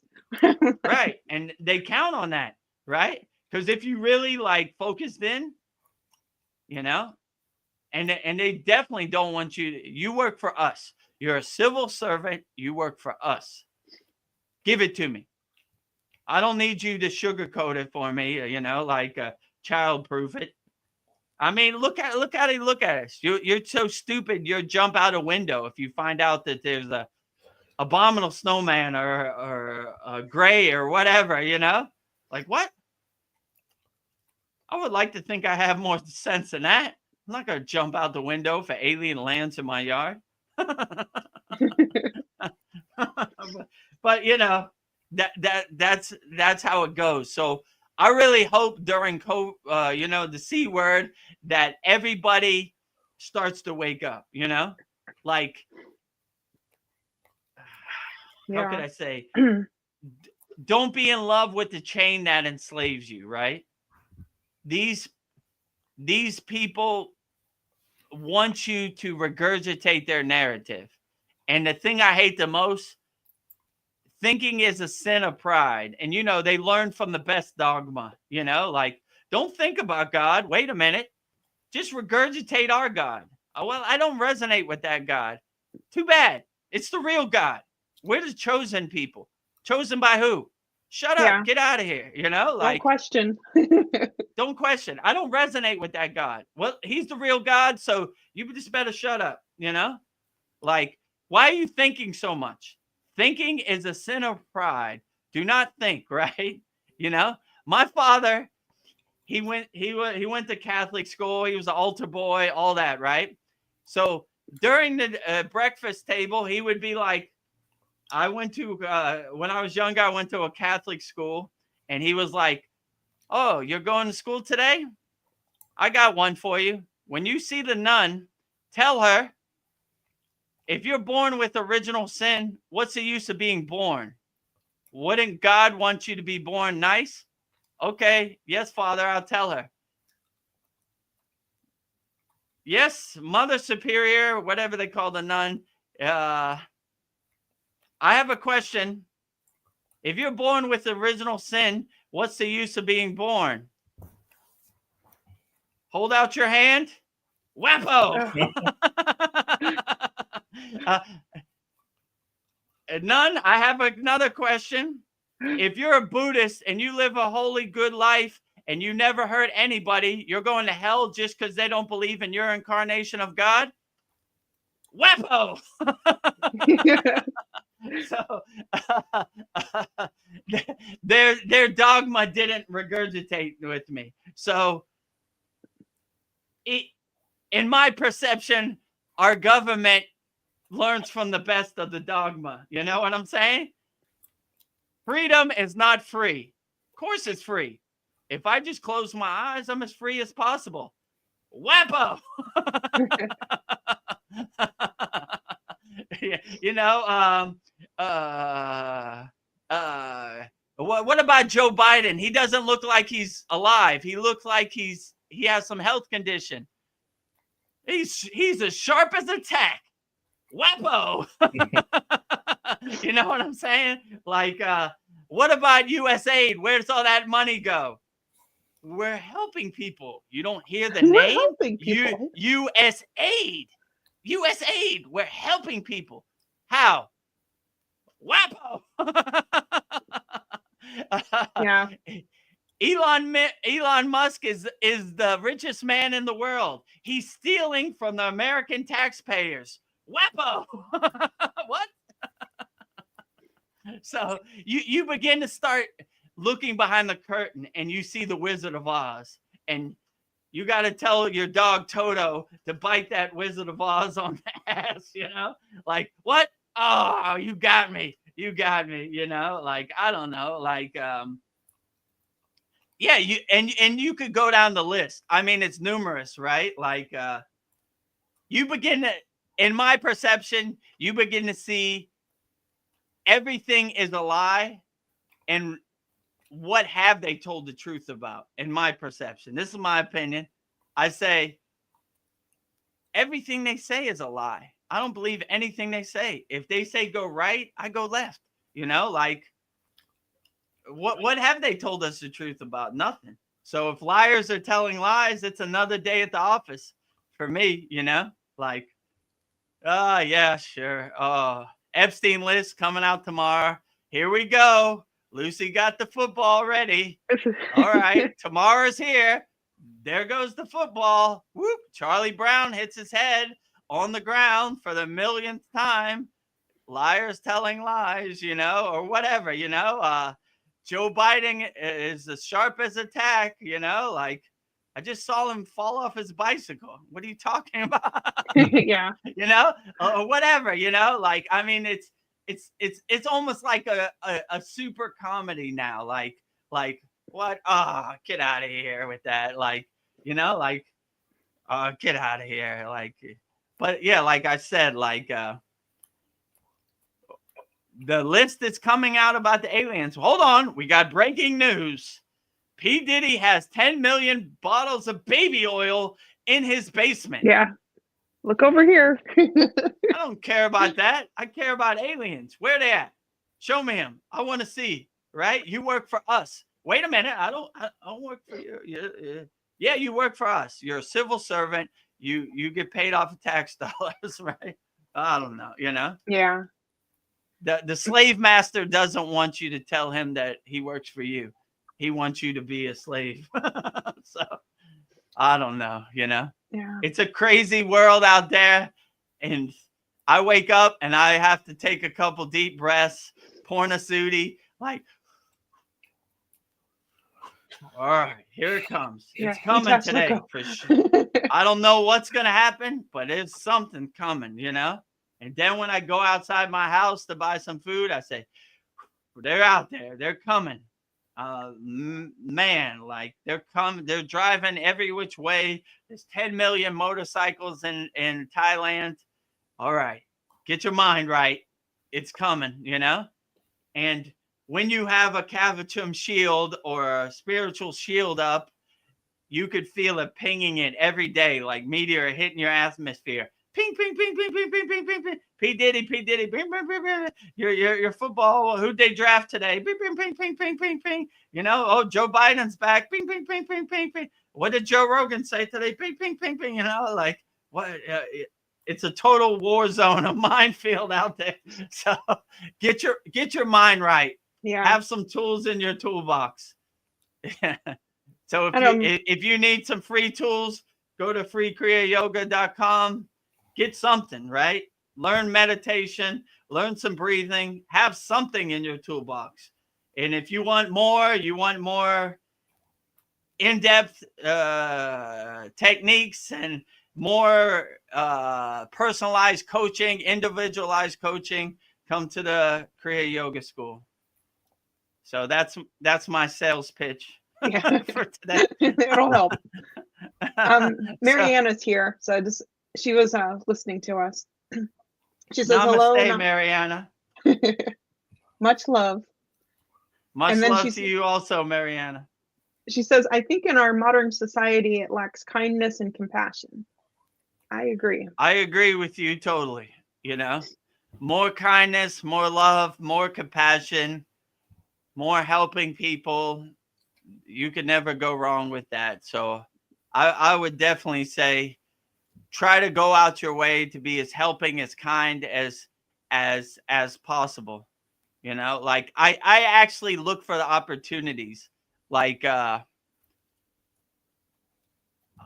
2 days ago, I went to pay my electric bill in Thailand, right? And I saw like a English lady there, and she was trying to pay the electric bill, but everything is in Thai, so it's hard. And I thought to myself, oh yeah, I remember when I was in this position like 10 years ago, right? Well, I had no one to tell me how to pay the electric bill or how it works or whatever.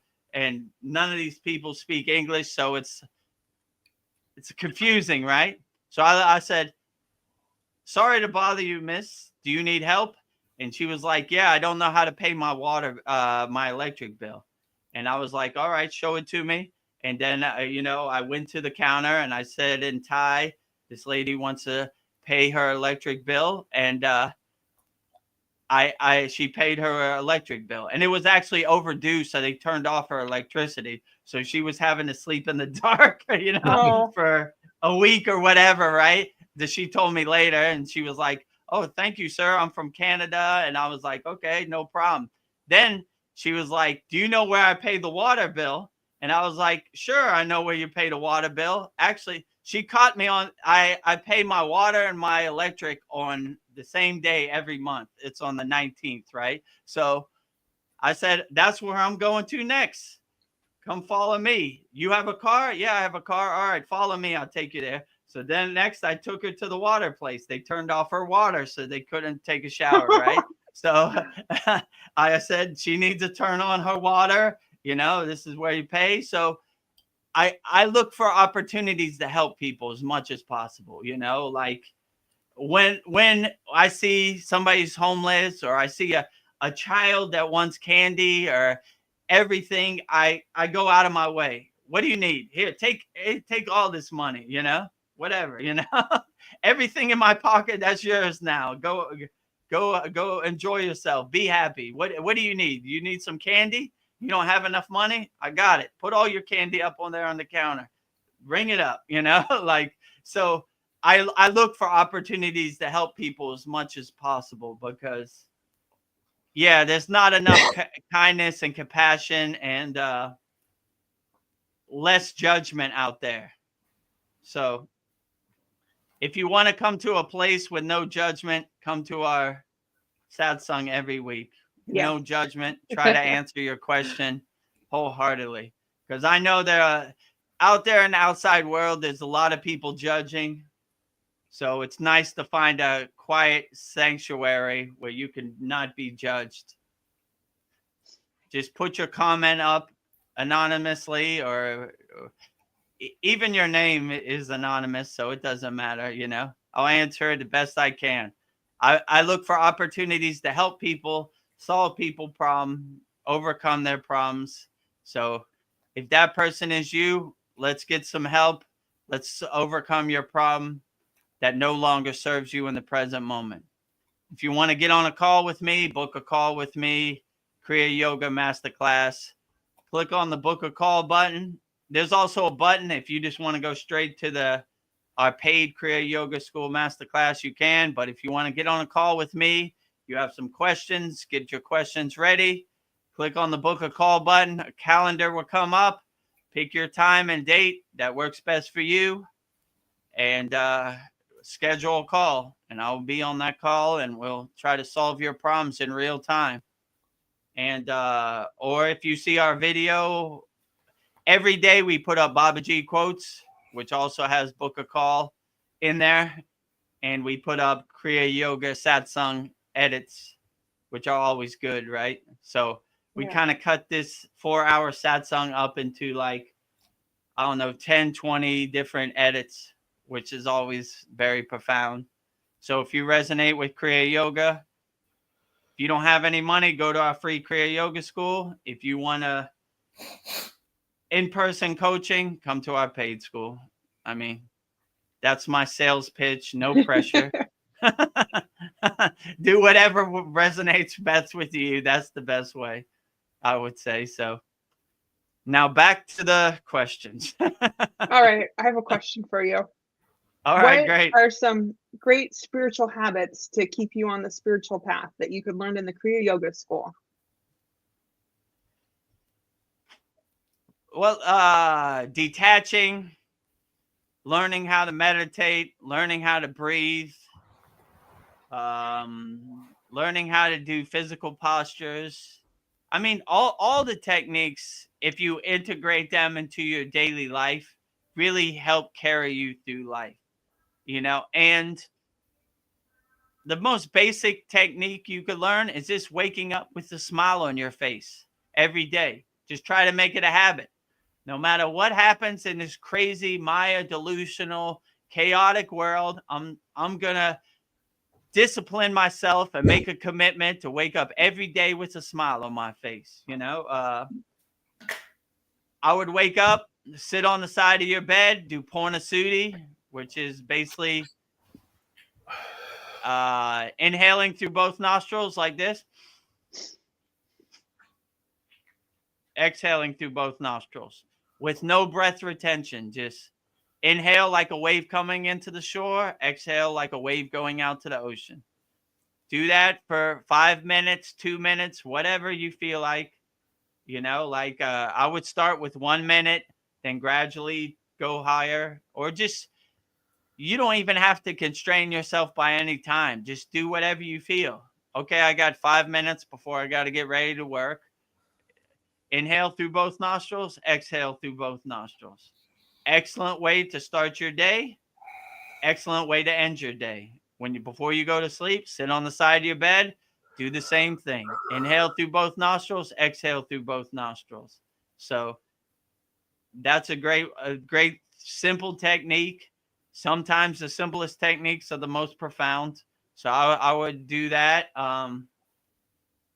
Like meditation, mastering your mind.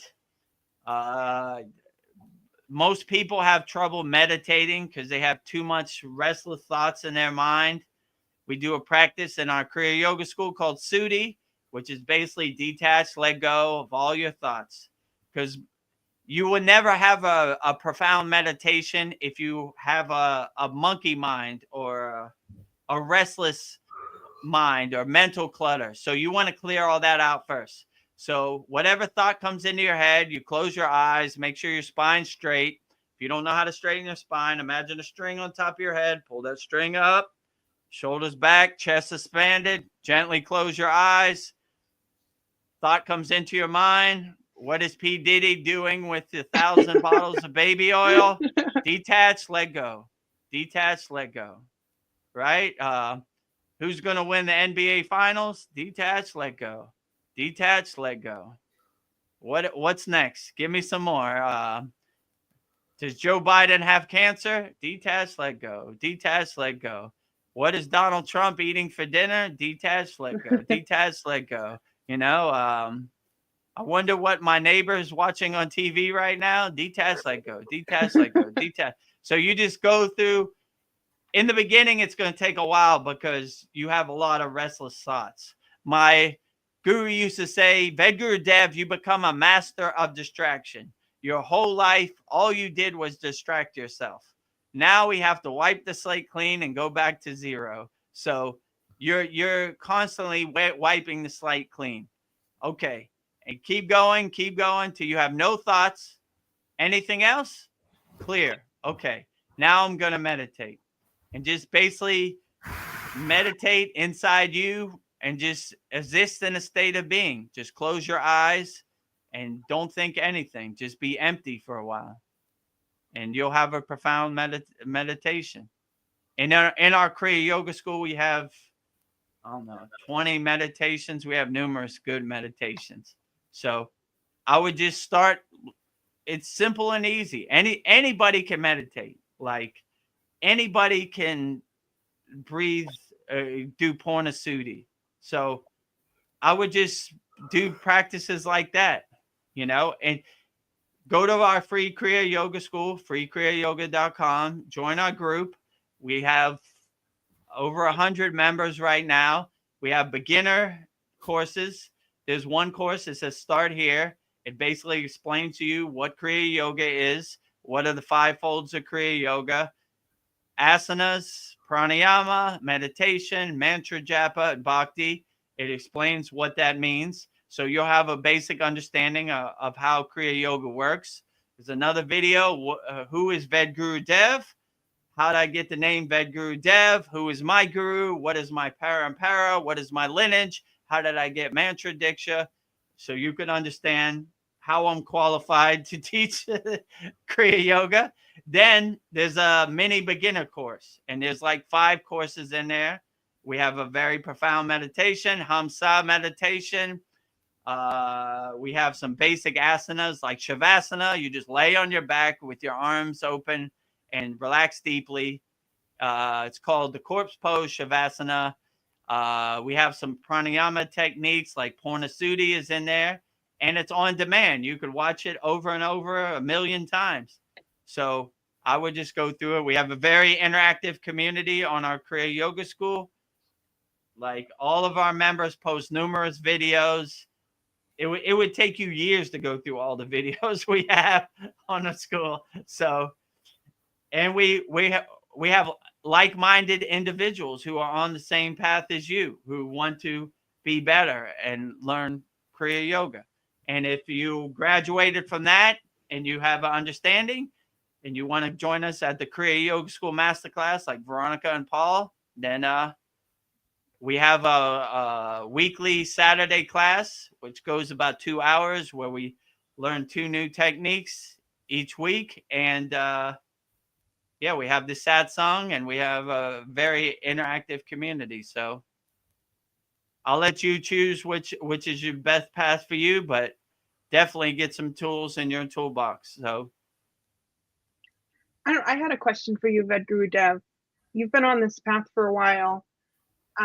What do you find most fulfilling about your spiritual practice, and what are your spiritual goals for the future?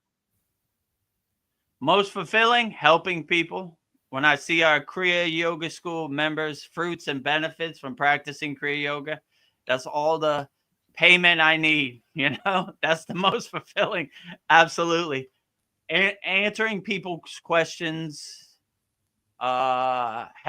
looking for opportunities to do selfless service, which is karma yoga. Just help as many people as possible. Most fulfilling, whether they're in the school or not in our school. Just look for the opportunities to help and uplift people as much as possible, because it's tough out there, and it helps to have a spiritual friend. So if you want Vedagurudev to be your spiritual friend, join either school, free Kriya Yoga, paid, whatever, just get some help, and there are a lot of people trying to tell you what you think, but not people asking what your questions are.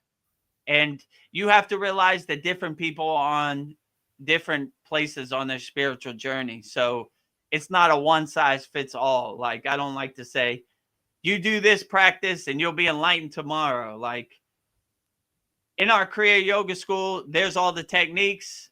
Figure out which one works best for you, put it in your toolbox, and that will help uplift you. So my spiritual goals on the spiritual path is just to help as many people as possible. Not really have any expectations, just see where it takes me and just try to be the best yogi I can. Try to love as many people as I can. Try to be as kind to as many people as I can. Try to be compassionate to as many people as I can. Try to help as many people as I can. That's basically my spiritual goal. And I don't see how I could go wrong. So if one day I transcend my body and they say, Vedagurudev, you helped too many people, I said, goal achieved. That's what I want. So help me achieve my goal and help as many people as possible. So I that's thought it basically was my gonna. spiritual goal. I thought it was gonna be to go live in a cave. In a life Being of a gory.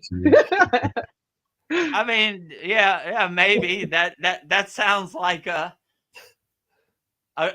good aspiration to have, but I'm kind of coming to the conclusion that I have to be more in the world and not of the world.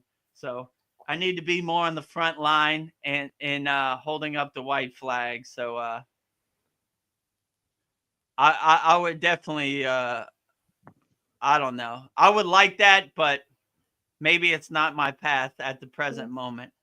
But I dream of the day I could smear holy ash over myself and grow my hair long with dreadlocks and just do bhakti all day and just puja and live like a gory. I do have Actually, a couple. I saw a video of my guru, and he was at the Kumbh Mela, and they were pouring holy ash and smearing it all over him, and I was like, yes, I wish I was there. You know, yeah, you saw that too, Veronica, yes, right? I was just going to mention that. You read my mind. Practice being says every day is a Tandava. Did I say that right? Yeah, Tandava. Yeah, I agree with you. Every day is a Tandava. Absolutely. You know, every day is a test of yoga. It's more like Tandava is like a test as a yogi, a daily alignment with the divine. Let's say it like that, right? So no matter what chaos or distraction is happening, you're always constantly aligning your Susimna Nadi, your alignment with God. So that's what I would definitely say. Okay, yeah, I've got 2 questions. Okay, so, go ahead, Paul. During the last Satsang, you had mentioned that you had seen some monks levitating something with some horns. Is that what I heard you say? Oh, you mean like a Buddhist monk, right? They have when was that the last one or that was the Satsang? Yes. Yeah, somebody said. Oh no, it's the class. Oh, yeah, maybe I think okay. Somebody said in the class that when I say my mantra, it sounds like a Buddhist horn. That was Kyle. He said that you sounded like a human horn. I sounded like a human Buddhist horn. You know, they have these Buddhist horns, like, you know, it's real long and it makes a sound. So your question is, how did it levitate things? Did you? I mean, you saw this yourself? Is that what you're saying? Or did I saw it. Okay, but I didn't see it to the degree that I know they could do it, right? Because how could I put this? Most of the Buddhist temples or the ashrams are way high on the mountain. So you look up there, say, that's very hard for me to climb up there. how would they get everything up there? So I saw on a small scale through sound vibrations, they were able to levitate objects through sound vibrations. They didn't show me exactly, but I kind of saw indirectly, right? So in my opinion, they're able to move stuff up the mountain through sound vibrations, but they don't show anybody this, you know, besides their inner circle. Right. Yeah, my other question was, like, I've heard like we're like a mirror of God or whatnot. Like, so do you think God created us to gain experience and knowledge, basically, or to know is him or herself better? Like, is that the whole reason for all of this? I don't know. That's a tough question, right? I mean, that always comes back to what is God the source thinking, which I have no clue. I had posted a video about that a couple days ago. Like, I mean, I find it hard to believe that an energy beyond our comprehension would need our physical meat suit to gain knowledge when you have universal knowledge beyond our comprehension, right?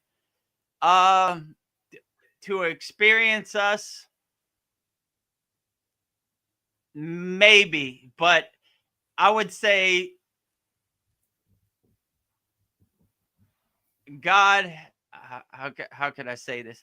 God is beyond that experience also. Like, I And we're all drops of God, right? So God is experiencing this within us. I don't know. Yeah, I would say, like, indirectly, he's experiencing all of us at once, because we are like my guru said one time. I asked him, Yeshua, you think he's a son of God? And he was like, we're all the son of God. And so he was trying to say, like, we are all sparks of God. Some of us are realized sparks of God. Some of us are unrealized sparks of God. But yeah, so I think God is experiencing the universe all at once. So would he need our individual experience? I don't know. I think in my perception, God is beyond that, you know, like I don't think he'd be like, well, it's 10:20 a.m. in Thailand right now. I need to experience Vedagurudev on the Satsang. Right? You know? I think God is beyond that, you know. So I don't know, you know. I think God. I like when they say in yoga, a God defined is a God confined. So I think God is way beyond my comprehension. Like, I don't know what God has experienced, what God is doing, you know. So would he need us to experience what it's like in the physical form on Earth? I don't know. I think in my perception, I think he's beyond that. You know, like he experiences everything all at once. You know, he or she or energy, whatever. I can't even define it. Like, in my perception, I even think calling the source God or the source is almost an ugly word for such a beautiful, harmonious, cosmic, universal energy, let's say, divine energy. So I would find it hard to believe, like, I don't even know. That's a good question. Yeah, you know, like, what are we doing here?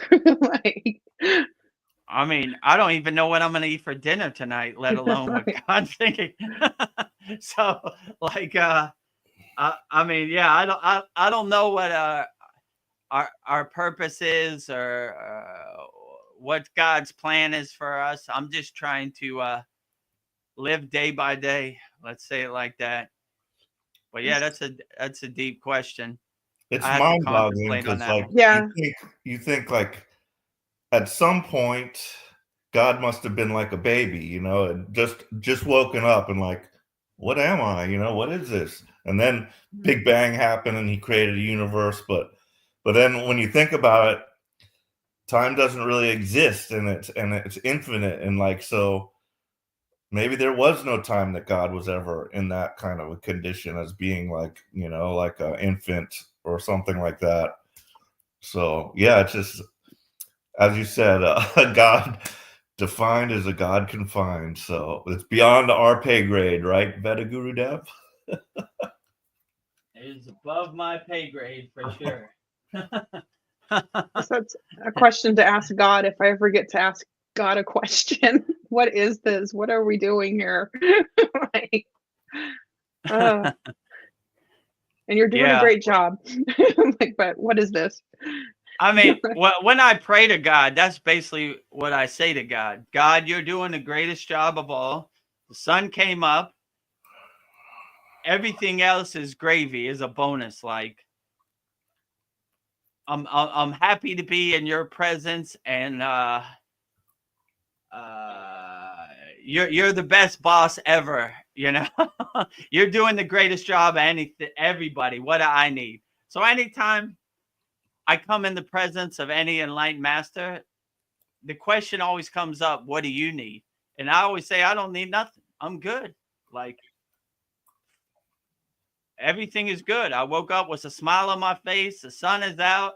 God is doing the greatest job of all. So any deity I pray, I say, thank you for the greatest job you're doing. You're doing the greatest job. I'm good, you know? Like, even Babaji, I tell Babaji, it's not necessary to come see me. There are people that need way more guidance and way more help than me. I'm good, you know? Let me go to work, you know? So that's kind of how I look at it. Like, I don't, God is doing the greatest job of all. So I give all the glory to God. Like, he's doing the greatest job of all. Keep up the good work. You're the greatest. So that's basically my my puja and my bhakti, thanking all deities for the great job that they're doing, not asking to win the lottery or give me a new car or something. That's almost meaningless, you know. It is amazing that we're even here. I don't. It is. I don't know. Gives you a sense of awe that I'm even here having these deep conversations with everybody, like questioning my existence. Yeah, I agree with you. It gives me a sense of awe too. Like, when I really like step back from the TV and observe myself, what a beautiful journey this has been, like a venture, and it's still going. You know, every day I wake up with a surprise. Like, how is Babaji going to surprise me today? You know, it's going to be a good one for sure. Today we have the Satsang. Oh boy, I know there's going to be some profound insights on that Satsang for sure. Do you have a favorite spiritual practice? Like, is it doing your puja, or is there something that you love to do without fail? Like, I love to do the mantras, or does it just change? I mean, is there something that you have to do every day? I mean, I try to keep the perspective. My guru said, even the thing you hate the most in your sadhana, do it like you love it the most. So I always keep that perception. Like, if today I have to do the full wheel pose or the plow pose or whatever, right? Probably the things I dislike the most are the physical postures, but I've learned to love them the most, right? Yeah. So I go into mindset, tricking my mind or my ego, like, oh, you know what today is? Today is the full wheel pose. Woo, struggling, Yeah. you know? Love your I don't know enemy. if you got this, you know? Yeah, it's similar. Love your enemy, right? Like, I got this. I love the full wheel pose. And then you kind of breathe into it and you kind of relax into it. And you're like, your mind is playing games with you. Like, oh, this is all right, you know? I miss this, you know? So I kind of love all of them equally. in yoga, we always say we live in equanimity. So we don't see no good or bad. We kind of love all practices. If I really had to go on a limb, I would probably say like bhakti, like singing songs, and mantra japa. I don't even know where that came from. I used to dislike that the most, but now it's my favorite. So it changes day to day. Yeah. You know? I used to dread like my guru would say, "You ready to sing mantra japa?" And you know, I'm surrounded by a bunch of lifelong yogis, and they have the proper Himalayan pronunciation, and here I come with my crude American English, right? Like poo try or whatever, you know? And they're like, Ooh. what? So yeah, Very- so go ahead. Oh, you were talking about the wheel pose. Mariana just said, I do full wheel, plow, bridge, shoulder stand. Wow. Bow 4 times a week. LOL. Am I overdoing it? Great. Oh, you're never overdoing it. You know, like if it feels good to you, it's perfectly fine. But yeah, that I'm impressed. I'm happy your dedication, Mariana. Yeah. So full wheel. Yeah, outstanding. When you do any of these so-called strenuous asanas, I would just breathe into it. Like that's really been the key to me, like breathing into it. Like don't get scared. You know, when you're in the plow pose and you bring your knees down to your ears, it's kind of claustrophobic, and it was kind of scary for me in the beginning. But I just learned not to panic and just breathe into it. Just breathe into it, you know, slowly and gently. You don't have to force it or anything. So, yeah, but that's great work, Mariana. Plow pose, shoulder stand pose, full wheel pose. What was the other one? Oh, let me go back to it. Bridge. I do a bridge. Yeah. Yeah, bridge. Yeah, good. Bridge is a good way to transition into the full wheel pose.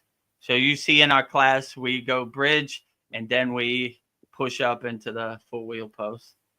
So yeah, do you have like a schedule where you actually like Friday I'm going to do wheel or just when you feel like it? No, I try to do it every day. I try to go through all 18 asanas every day. So some days if I have something to do, like I'll go. There's certain ways that yogis do it. So they go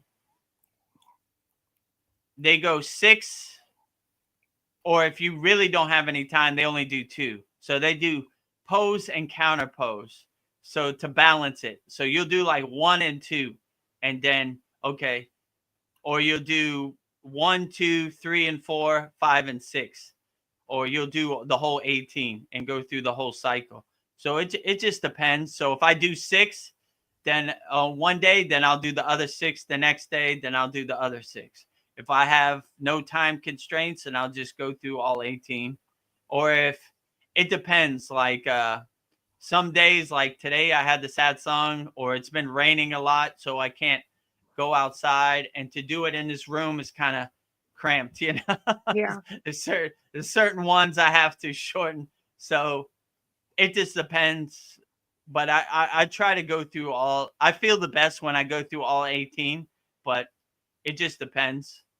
That's basically my schedule. But I would do your sadhana whichever way works best for you.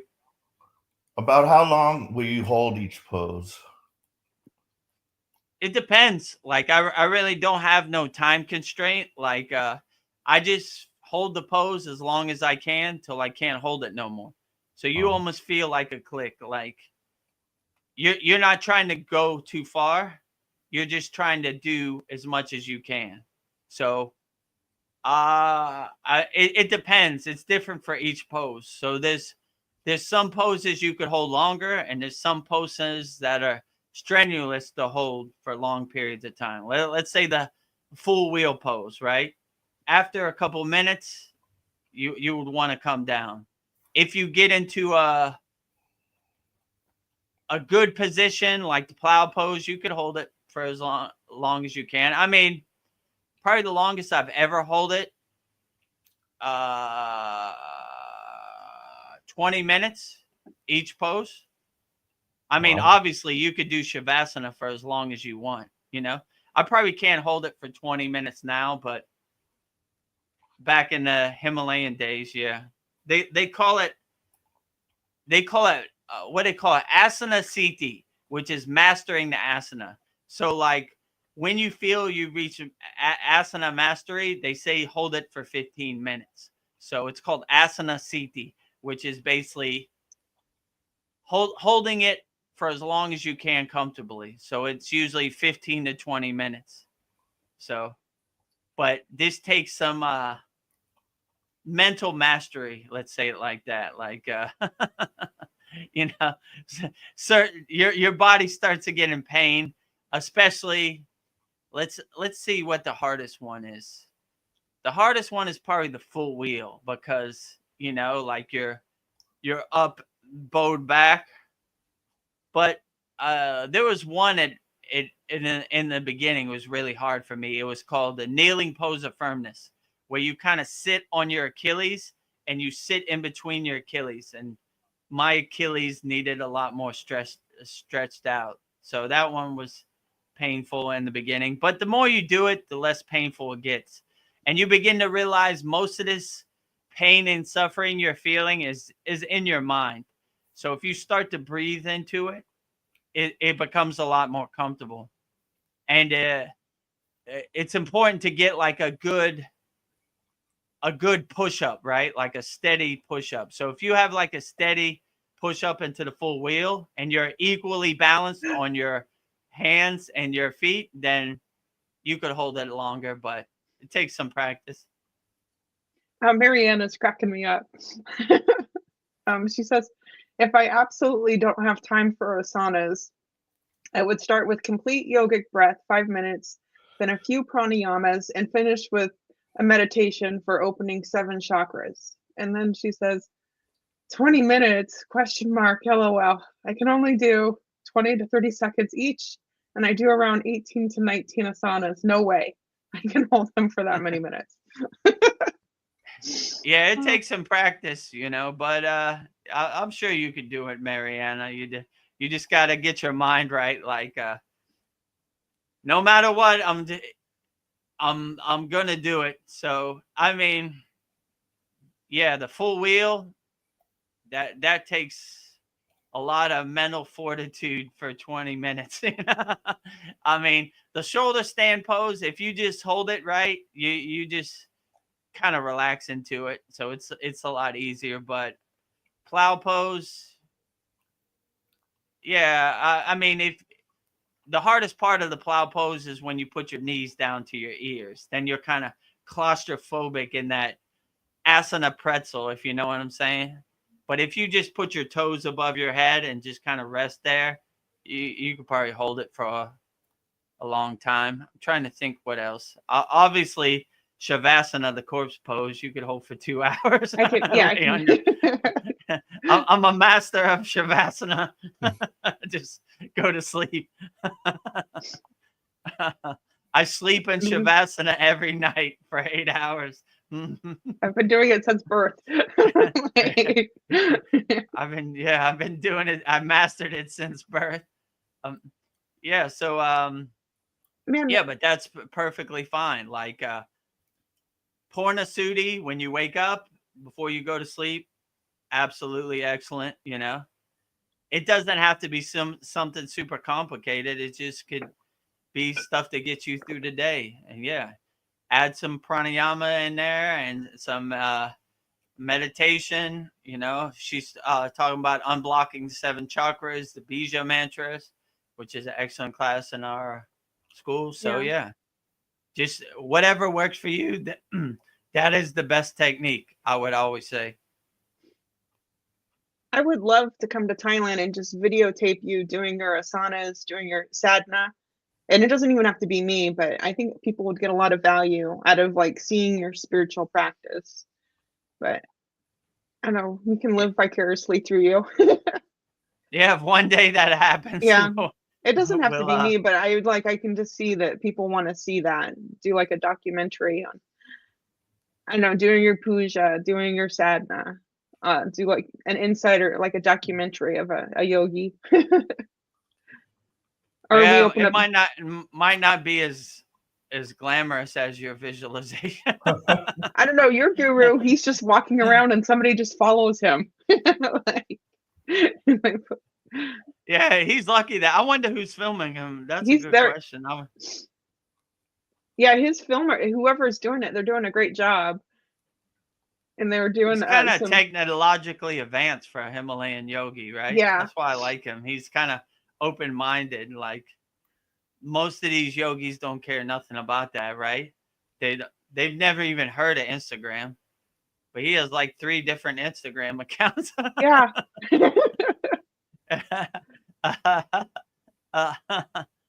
Yeah, there was one where there was like some Indian rock music in the background, and I'm like, that's kind of hip for a Swami guru. Yeah, he came out with a CD at one time. He has like a bunch of songs that he was singing. One of his devotees has like a studio, so we produced some songs, and he was singing like Shiva Shiva Shiva Shambho, Shiva Shiva Shambho. Oh, With wow. like a big. I wonder if I have that somewhere. That's a good. Wow, that's cool. How old is your guru? That's a good question. I mean, he's probably late 60s. I don't know, maybe 70s now. Oh, that's a good question. Yeah, maybe he's like 70s. That's a good question. Mm-hmm. I don't dare to ask that question Yeah. directly. How dare you? We are yogis. We are timeless. He could be hundreds of years old for all we know. Yeah. It wouldn't surprise me, I mean, I might have told this story before. We went to one place, and he asked me, he was like, how old do you think that sadhu is? And I was like, or that yogi, and he was like, I don't know, 70. He's like, he's over 200. And I was like, how? And he was like, you don't want to know. And that's all he said. So these sitas, these enlightened beings, right? I mean, if you reach that state, you reach a state of perfection called siti, right? That's how they get these powers. They reach the state of sadhana perfection. It's almost a byproduct. So if you reach that, you're on a state of sita, right? So these sitas have developed different techniques that they perfected to prolong their life, but it's not something that how could I say, you would look forward to. Like they drink their own pee. They're testing stuff. Let's say. So I don't know. I can't verify it. I didn't see his birth certificate or anything, but I mean, there's stranger things out there in the world. Let's say it like that. So it wouldn't surprise me. That's funny you said they drink their own pee, because I was watching this one thing, like about Merlin and alchemy and the Sorcerer's Stone. So they said that the way they make that, like, it's like something that they will eat, but the way they make it is by distilling their pee. It's a very long process. It takes years. They put the pee in a bottle, they boil it, get it down, and I forgot, but there's this big long process they have. I don't know, it might have even been on Chad's channel, but no, I think it was on the Y-Files, but that I heard that. But yeah, and then they get it down and it becomes this little chunk, and then they eat it and they get immortality from that. That's what they said. I was like, that takes a lot of patience. Yeah. So these sitas, they're basically kind of medicine men too, and they, like you said, alchemy. That's all they do. Alchemy, inner alchemy, inner alchemy, inner alchemy, nadis, the Simna nadi, prana, shakti, that they're always developing that inner alchemy. So for sure. Do the Kriya practices the yogis do help with memory? I notice like you have to like remember like huge amounts of information, like your mantras. Do you feel like your satna is helping you like rewire your brain to recall huge amounts of information? Yeah, I mean, could be, but I've never really thought about it. I don't even know how I remember all these mantras. You know, in our school, you know, there's some quite long ones, you know. Babaji's invocation mantra, you know, these are homage to the 18 Siddhas. These are long bhakti bhajan mantras. I don't even know. It just kind of came to me indirectly. Like I just kept singing it, and then I don't even know how I remember. That's a good question. Because Actually, like the Kriya yogis, they didn't write anything down; they just passed it down. So you would have to have a really good memory to pass all that information down. They just kind of keep it. I don't like the Kriya Yoga Cloud or the Akashic like Records. I don't know where it's stored. Actually, that's a good question. Like, you know, like they don't have like a note or notebooks or anything. Like, I don't know how they know all this knowledge. You know, it's almost like, how would they say it? They open their crown up and the stream of consciousness just comes to them. From where? Who knows? But yeah, like I would even say in my case, like most of the stuff I said on this satsang and all the other 45 satsangs, I have no clue where that came from. You know, like it's almost like I open my crown and that pillar of light hits my crown and I just start delivering Babaji's mail. Babaji this, Babaji that. Like, so I guess that happens to them probably too on a higher degree also, right? Like I don't have like notes before I come on any of these satsangs. It just happens the way it happens. So I would probably definitely say that probably happens to them also. Practice Being says ojas allow us to have a photographic memory effortlessly. What are ojas? So ojas is spiritual juice, right? Oh. So when we're, how can I say, in Brahmacharya, we're taking our sexual juice and we're converting it into ojas. So we're basically bringing it from the root up the Sushumna Nadi to the crown and converting it on the crown or the eyebrow chakra to ojas, which is spiritual juice. So I would have to agree with Practice Being. He has some pretty profound he's insights. A highly enlightened being. like you only know what ojas is if you're in the circle, you know. Like so so once you developed your ojas or your spiritual juice, or you enhance it, you cultivate it, you do have profound, they would say profound memory capabilities, or a photographic memory, or I would say. So all these yogis are cultivating their ojas on a daily basis through inner alchemy, right? You know, like they're always from the root to the crown, you know, they're always collecting their sexual juice, converting it into spiritual juice, which is called ojas. So I would agree with Practice Being, you know, but when you see ojas, that's not an everyday word that normal people say. So he obviously knows what he's talking about. He knows stuff. He has some information. So give us some more information, Practice Being. Oh, cool. I'm open to it. Yeah, but ojas, when you develop ojas, you would definitely have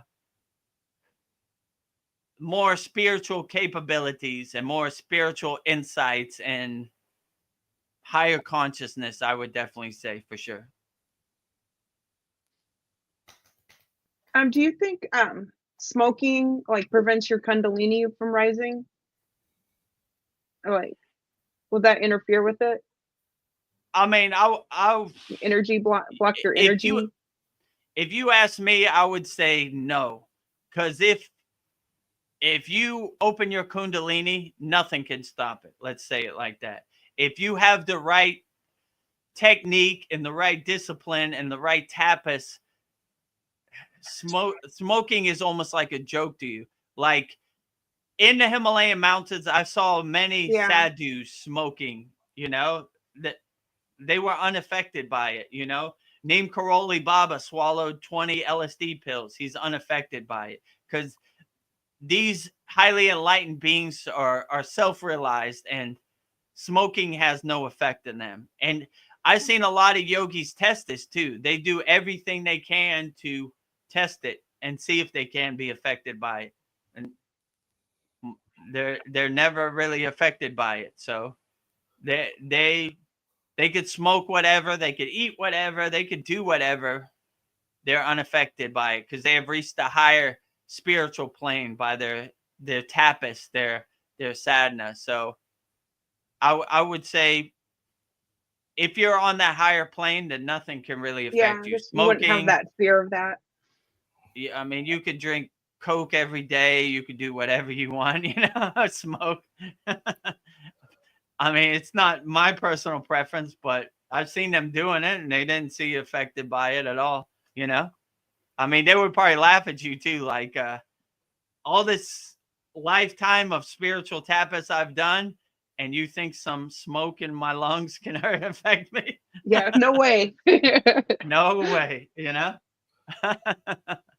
That might be true for like the advanced ones, but like for somebody that's a beginner and they're doing all these things, alcohol, smoking, whatever, I think it can probably, because they always speak about the purity of the body and, stuff like that. So I wouldn't recommend it if you're a beginner. Like, imagine trying to do these strenuous asanas after you just smoked a cigarette. It's not possible. Like in the beginning, you would, like Paul said, you would want to purify yourself. You would want to cleanse. You would want to keep your temple fit and as clean as possible in the beginning.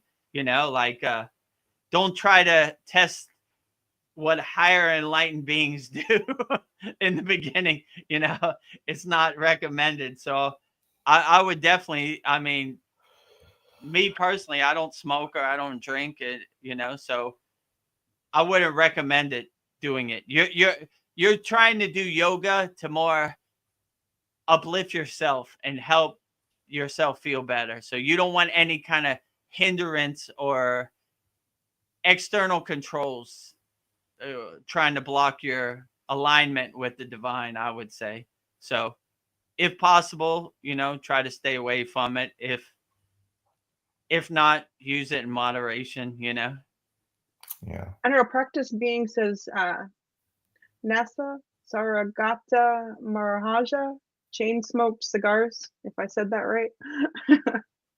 Yeah, so that's another example of a yogi who was unaffected, smoked cigars all day long, no problem. It didn't make him less of a yogi or less of a enlightened beings because he smoked cigars. He was unaffected by it, So I wouldn't test that in the beginning. Like I was saying to Paul, I would try to stay away from any external controls in the beginning of your yogic practice.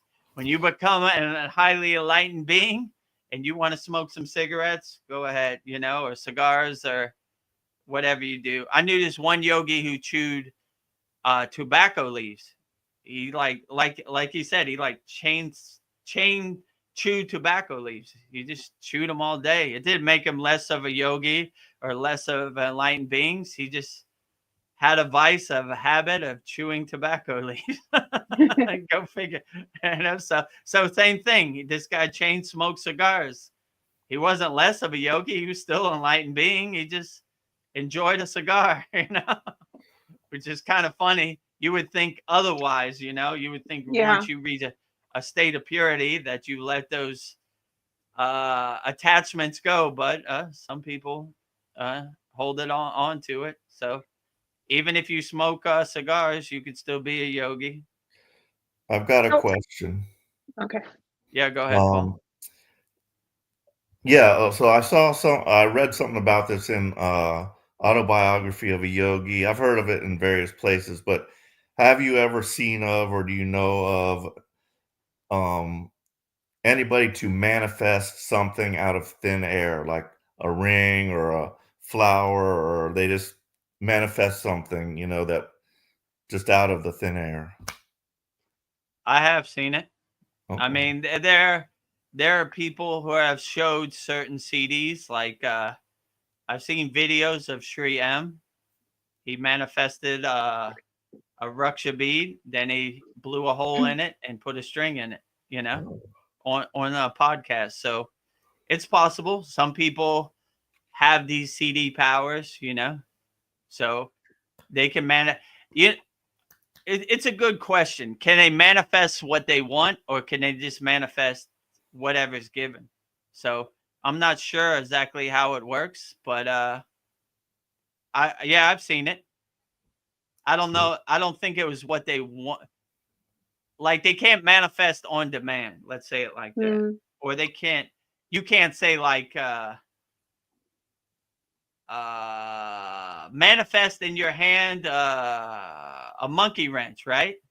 That's not how it works. They just manifest what they want. It's more like flowers or like ash or like something like that. So it's not like put $10,000 in my hand right now. It doesn't kind of work like it's like here's some flowers. Where did those flowers come from? Who knew? Magic, somewhere, you know. So it's something like that, right? Like it's not like on demand manifestation. Let's say it like that. So I would say it like that, but I'm not sure how it works, but I have seen stuff like that, like uh, certain yogis through years of practice have been able to manifest stuff, but it's not the stuff that you could say on demand. Like you couldn't say like uh manifest a pair of scissors in your hand. It's not how it works. They just manifest whatever they work. Like nothing's in my hand, and you certainly see some flowers, right? And they say, okay, oh, it smells good, right? Okay, cool. Like, oh, that was nice. So something like that, I would say. Yeah, But they in you Autobiography of a Yogi, he went to somebody's ashram, and this guy was able to make any kind of smell. He said, "What kind of flower do yeah. you want to smell?" And he would like just manifest that. So that was pretty cool. mm, Yeah, so that that's even more than what I've seen. Like he would ask you, what kind of smell do you want to see? So this guy had the CT of manifesting smells and flowers, which is cool. And that's cool that he could do it like on demand. Like, what flower do you want? Okay, rose. Okay, here you go, rose. So yeah, I wasn't lucky. It wasn't that specific, let's say, in detail. It was just like nothing in my hand. Now some flowers, you didn't ask for these flowers, but a good confirmation, a signpost of the possibilities that can happen once you dedicate yourself to your practice. But it reminds me of the story my guru told me, like this guy practiced a CD of levitation, and he could levitate over water. He practiced it for 9 years. And one day he came across Buddha, and he said, Buddha, I've been practicing the siddhi of levitation. Watch me walk on the water. So he walked on the water, and he came back to Buddha, and he said, why would you spend 9 years practicing levitation when you could just take the ferry for a nickel? So yeah. that's kind of the yogic perspective. Like these siddhis are just byproducts of your tapas, your sadhana, but they're not the end goal. Like we don't do we don't practice Kriya yoga for siddhis. We practice more for self-realization and Satchinanda, and these are more the ultimate goal, the divine union with God, samadhi, you know, this type of stuff. So it's just things that kind of happen, but you don't even really get attached to it. You just kind of see it for what it is. So yeah, don't spend 9 years trying to levitate over water when you can just take the ferry for a nickel. Yeah. That's my CT story. I have a question for you. When you were traveling with your guru, did you, like when you were doing your yantra for a year, did you encounter any women similar, like similar to you, like on a spiritual quest with a guru? yeah. You did? I don't know, because I kind of wonder if there's a lot of inequality in India, but I'm not there, so I don't know. True. Yeah, there were some yoginis, but I think in the video in our free school, what is it called? Who is Vedagurudev? It shows my guru talking to a yogini, right? And she is wearing all the stuff and mala beads and everything. So they're out there, but they're more on a,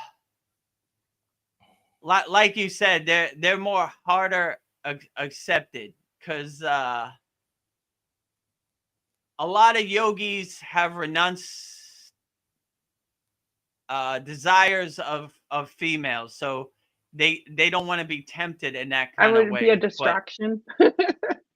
They would see it at that way, but I don't see it as that way. I see it as like divine mother presence, which is absolutely like a bunch of guys hanging out and no feminine energy to balance out the energy is not my idea of a good time. Yeah. So I mean, it usually happens that way, but you would always, like when my guru saw this yogini going up the Himalayan mountains, we sat down, we had some tea.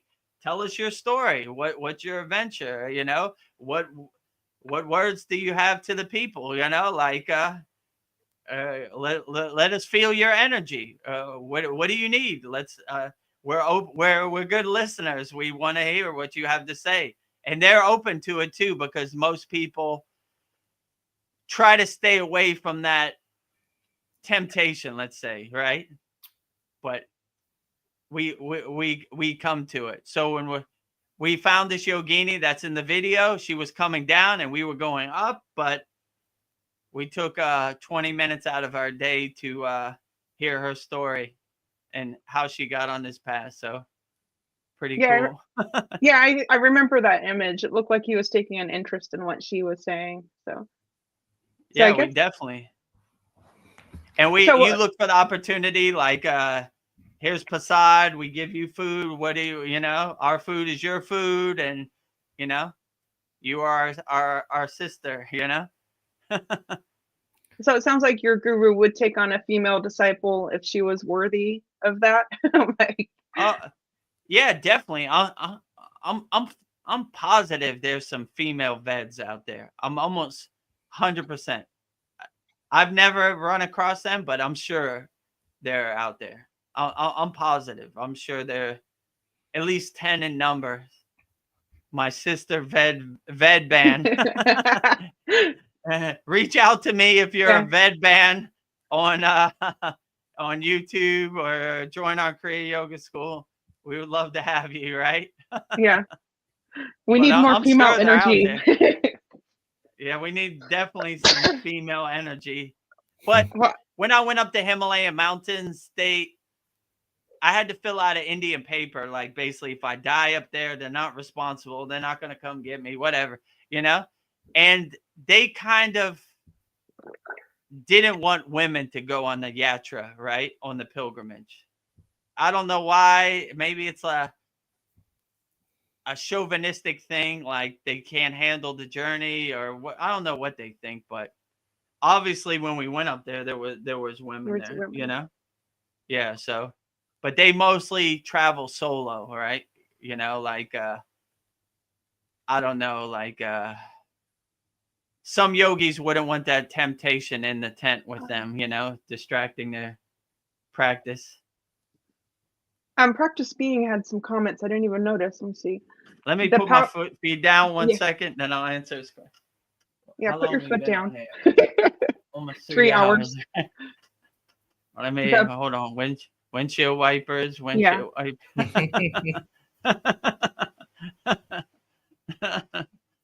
Yeah, after 2 hours, it starts to hit me. You know. You do good for 3 hours. That's amazing.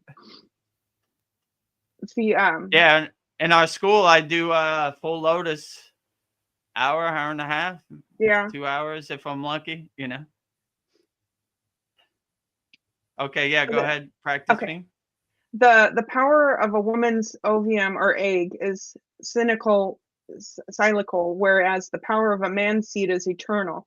Women can develop ojas powerfully too, but not to the same degree. It's nothing against. Oh, let me go to the next comment. It's nothing against women, simply discernment of the physiological difference or psychological difference. You mean biological? And then Mariana said, you meant biological or physiological? I don't know either. I mean, in my perception, I would see yoginis as same as yogis, you know, maybe in the caste system of India, they wouldn't see it that way, but I mean, they're very highly enlightened yoginis. I mean, less than other yoginis, I don't know. I think they're equal, and they might even be even highly evolved and more than yogis. I mean, they're definitely yoginis more highly evolved than me for sure. Absolutely. And yeah, they carry a different energy, but their energy is no less than a man yogi for sure. I would dare to say that they have a more Shakti based energy that's highly refined than more than a man. So I would say their Shakti is more pure, more refined, more divine mother, more Devi than a man. So I would, I mean, I don't know, you know. I've met some highly enlightened yoginis, and I would definitely say they were no less than any other uh yogi for sure, or they were probably on a higher plane, you know. They have more of a pure refined Shakti, right? Like, you know, Shakti is feminine energy, so their Shakti is way more powerful than a man's Shakti, you know. So I would definitely say they cultivate that, they enhance that more unconditional love, that more divine mother Devi power. So I would definitely say that in my eyes, and from the energy I felt from yoginis in the Himalayan mountains, I wouldn't look at them any less. And we try to stay in a state of equanimity, which is yogini, yogi, equal, you know? No less, no more, equal. Nice. Mariana says, how about Mataji then? Yes. Absolutely. That's a good point. Mataji. I mean, in the Kriya yogic tradition, I mean, her energy is way highly evolved. You know, like I mean, in my perception, if you ask Babaji, he would see Mataji as no less. You know, like in equanimity, like they say in yoga, right? So Mataji is highly evolved as Babaji. Maybe she wouldn't say that. My guru used to say you would see Babaji 10 times before you see Mataji once. So this Kriya yogic female energy is more in the background, but it doesn't make it any less. Still super powerful. I would say our Mataji Shakti mantra with the Bijas is super powerful. It's probably one of my favorite, you know. Obviously, I'm a Babaji lover first, but Mataji is right there with me, you know, like that's probably, I mean, I don't know, you know, like I go back and forth, but obviously Mataji is carrying divine Kriya yogic cosmic energy for sure. So that's a perfect example by Mariana that yoginis carry just as much enlightenment and more Shakti than probably even men. And then Practice Being says, amen. It's not a gender thing. Yes, amen. Yeah, it's more of an energy thing, like Ananda Mai, right? Who was also in Autobiography of Yogi, highly evolved, you know? Like I'm sure Yogananda, when he met her in person, was highly impressed. I think he even says in the Autobiography of a Yogi, like, this is a highly enlightened being.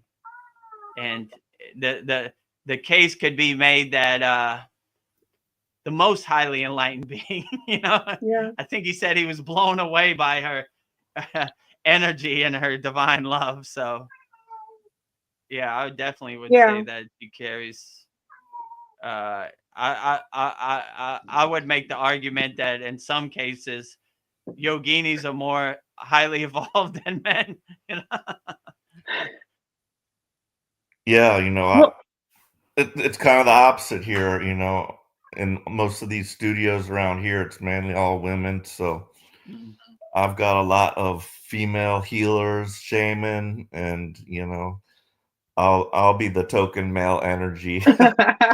Me and maybe like one other guy sometimes, but you know, it's very few men for some reason, you know. Yeah, sometimes the tables turn, right? Yeah, a lot of women with a lot of great yogic energy and very few men. Need balance. Shiva Shakti. Yeah, Shiva and Shakti, the divine union together. Yeah, and all the Hindu stories, it seems like, you know, the women are, you know, have a lot to offer. It's like all the mythology. Absolutely. I mean, the Devi power, the goddesses, the deities. Wow, their energy is super powerful. I mean, Kali, you know, ferocity, Saraswati, the wisdom, the creativity, the muse, Lakshmi, the wealth, the prosperity, the abundance. I'm missing a whole bunch, but yeah, Gayatri, you know, like, these are very profound mantras, right? And you could definitely feel the Shaktis carried in the energy, and the Shakti is the feminine power. So for sure, right? I mean, my one of the most profound things my guru said, Vedagurudev, you have mantra diksha for all these lords, Shiva, Ganesha, Krishna. What about the Devi? Where's the feminine power? I said, I need that. He said, yeah, balance, Shiva and Shakti. And I was like, all right. And when he started giving me mantra diksha for, you know, obviously our parampara is Saraswati, you know, in the Swami lineage. So Saraswati, Gayatri, Lakshmi, Sarah, who else am I missing? Lakshmi, Kali, some more, Parvati. So Parvati. Like all these deities really balanced me because I was too much up here and not enough, none down here to balance it out. And when you get that, the Shiva and Shakti, you know, the Ida and the Pingala, kind of the alchemy come together, then you get a full complete. But I definitely say the Devis, the female deities, they carry more of the Shakti, which is really profound divine energy, I would definitely say, for sure. Nice. I'm going to turn in, guys. It's getting late for me. Okay. So. Thanks for coming, Paul. Sure. We appreciate you always. see you next time. When's the Yeah. next Yagna fire? Is it coming up here in a week or what? I see the think it's next. the 26th. Yeah, Okay, it'll be great. A week. new moon in Gemini. What day is the next Yagna? 26th. It is on right? a 26th. It's on a Monday. Monday the 26th. So yeah, this Great. class we gotta make a point to send in your Yagna fire request. Excellent. So if you want to change your Yagna fire request, send it in, Paul. We'll burn it Okay. up. Yeah, it's coming up. All righty. Thanks, guys. All right, take care. Have a good night, Paul. You too. Thanks for coming. Sure. Bye-bye. So I want to be a sage when I grow up. What would be a good curriculum for my sage? I want to be a sage as my career choice. I don't know, is being a yogi like everything I'm learning like be part of my curriculum to become a sage? Yeah, if you would want to become a sage, I would just stay on the same path and just cultivate and enhance it and dedicate your whole life to the alignment with God and your inner divinity. Yeah, just let your soul shine and be as best as you can. I wouldn't say there's kind of a rule, a manual or a rule book to become a sage. I would just, once you're on the path of divinity, I don't say you can never go wrong. So my guru used to say there's realized yogis and there's unrealized yogis. So once you realize you are a sage, then you are a sage. I would Nice. definitely say. So just keep on the same path and keep doing what you're doing. Oh, practice being has something interesting to say. The synergistic combo of taking neem and turmeric helps a brahmachari transmute masculine seminal energy into Shakti for balance. And those Yeah, are true. I mean, there are different yogis who practice different techniques. So some combine neem and turmeric together to help them. Brahmacharya means like celibacy, but it means celibacy of your senses. So some yogis need like certain alchemy or certain concoctions to lower their desires or their like he says, their sexual juices, turning sexual juice into spiritual juice, as they would say, which is the technique of Brahmacharya. So in our Kriya Yoga school, we have a technique called Brahmacharya Ojas Maitrika Pranayama. So it's basically collecting your sexual juice in the root, bringing up your Sushumna Nadi, and transforming it into Ojas on your crown. So this is a technique that was taught to me, how we transmute our masculine sexual energy into Shakti spiritual energy or Ojas. So you're basically converting your sexual juice into spiritual juice, as they would say. And that's what Brahmacharya is. It's not really, my guru used to say it's celibacy of the senses, not like celibacy of your desires. It's more like stilling your senses and converting that energy into spiritual energy, that desire energy into spiritual energy. I would definitely say. And it's true. It's the alchemy of balance, right? Like the masculine energy to the feminine energy, the Shakti, right? So masculine energy Shiva, feminine energy Shakti, right? So the union from, my guru used to say Shiva and Shakti meet on the crown. So we're always kind of making that alchemy up, right, to the crown, right? So converting lower chakras, sexual juice into spiritual juice. That's what I would say. So we're always doing the alchemy, bringing the alchemy up to the crown. where Shiva and Shakti can meet, you know, the divine union on the crown, as my guru would say. So is this something a woman could take too? I guess we would just eat this neem and turmeric mixture. Um, Yeah, if it works for you. I mean, everybody's different, so I would Yeah. try it if you need it. But most of the yogis I know wouldn't. They do the inner alchemy. They don't like the external alchemy. So it's possible. There are a lot of yogis who combine neem and turmeric to help them enhance that process. But in our para and our spinners lineage, we mostly do the inner alchemy. So we don't like to depend on external outside things. We do the inner work. So that's how we would do it internally. Brahmacharya, Ojas Maitreka Pranayama. But yeah, it's for anybody, man or woman. So yeah, woman would convert their. It'd probably be easier for a woman because there's less like testosterone, or like it's easier. You know, there's less desires for. I think it would be easier right? for women too. So you know, like there's less juice to collect. Let's say like that. You know, so it's easier transition upward. You know, converting to Ojas.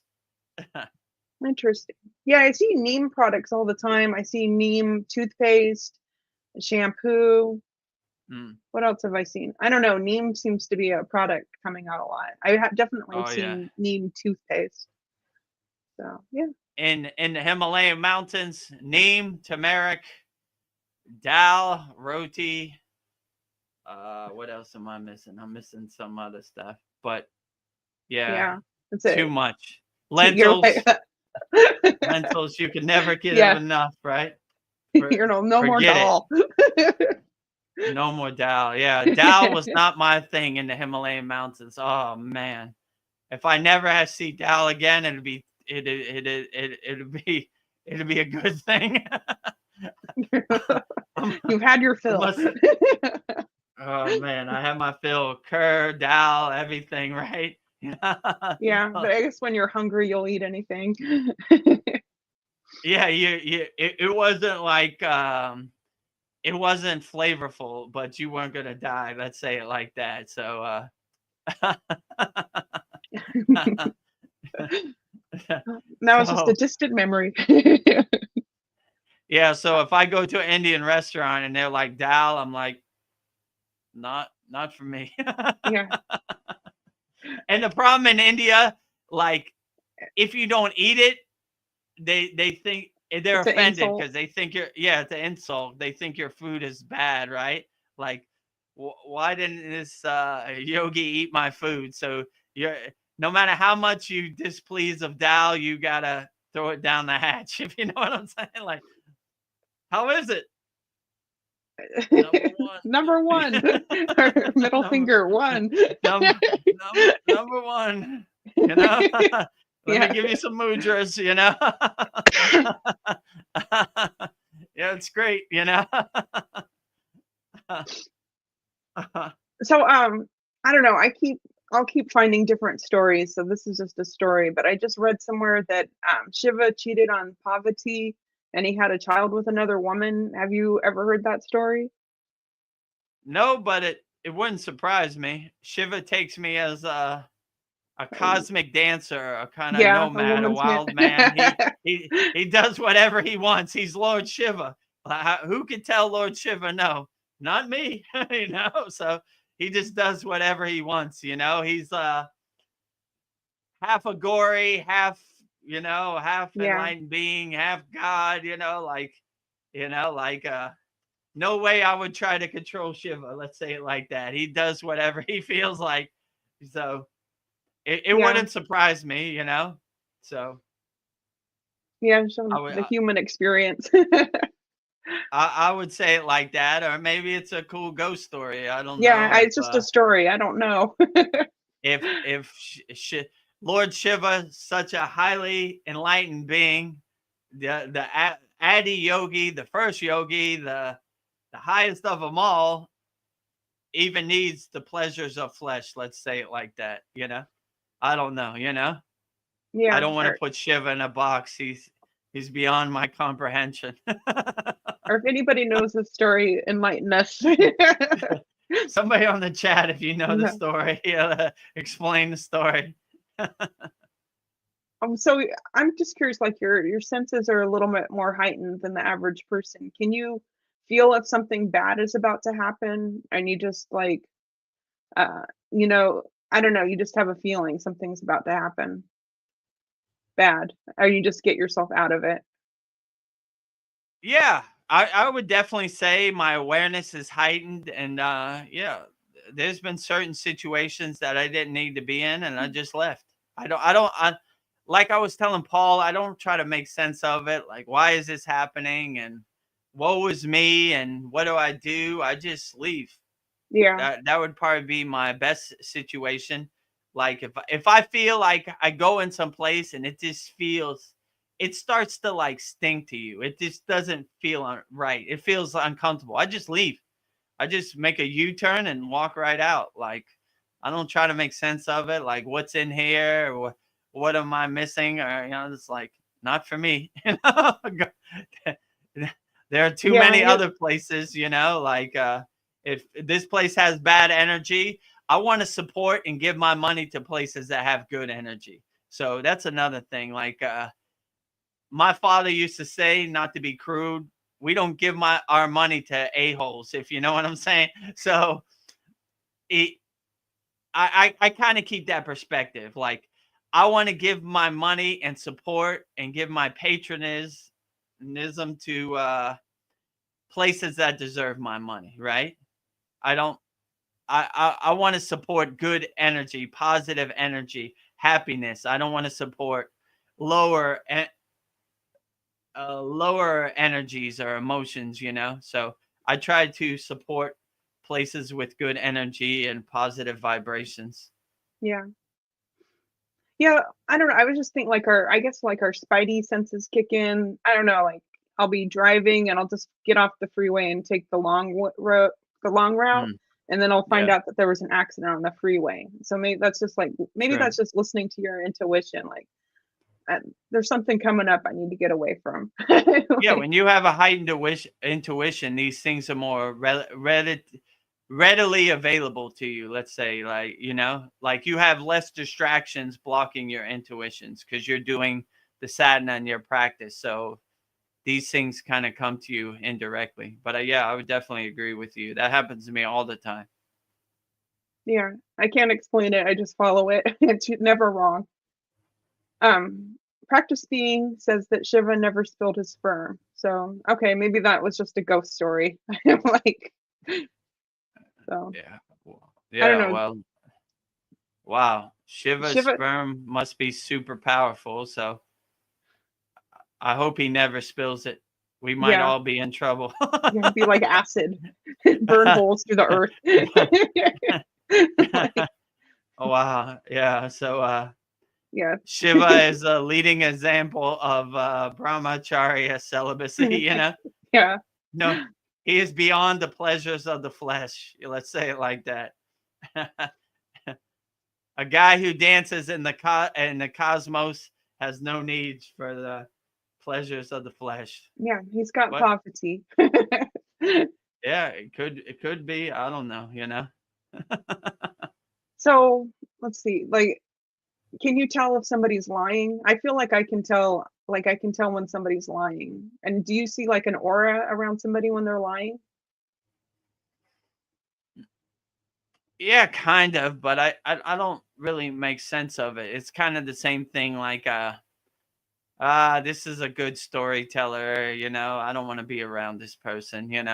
I'm not interested in people who aren't sincere, let's say it like that. So I just try to avoid toxic people like that. So Yeah, I mean, I don't try to look into too in depth like why or this and that. I just, like you said, get this spidey sense or see their their aura color is not favorable to me. Let's say it like that.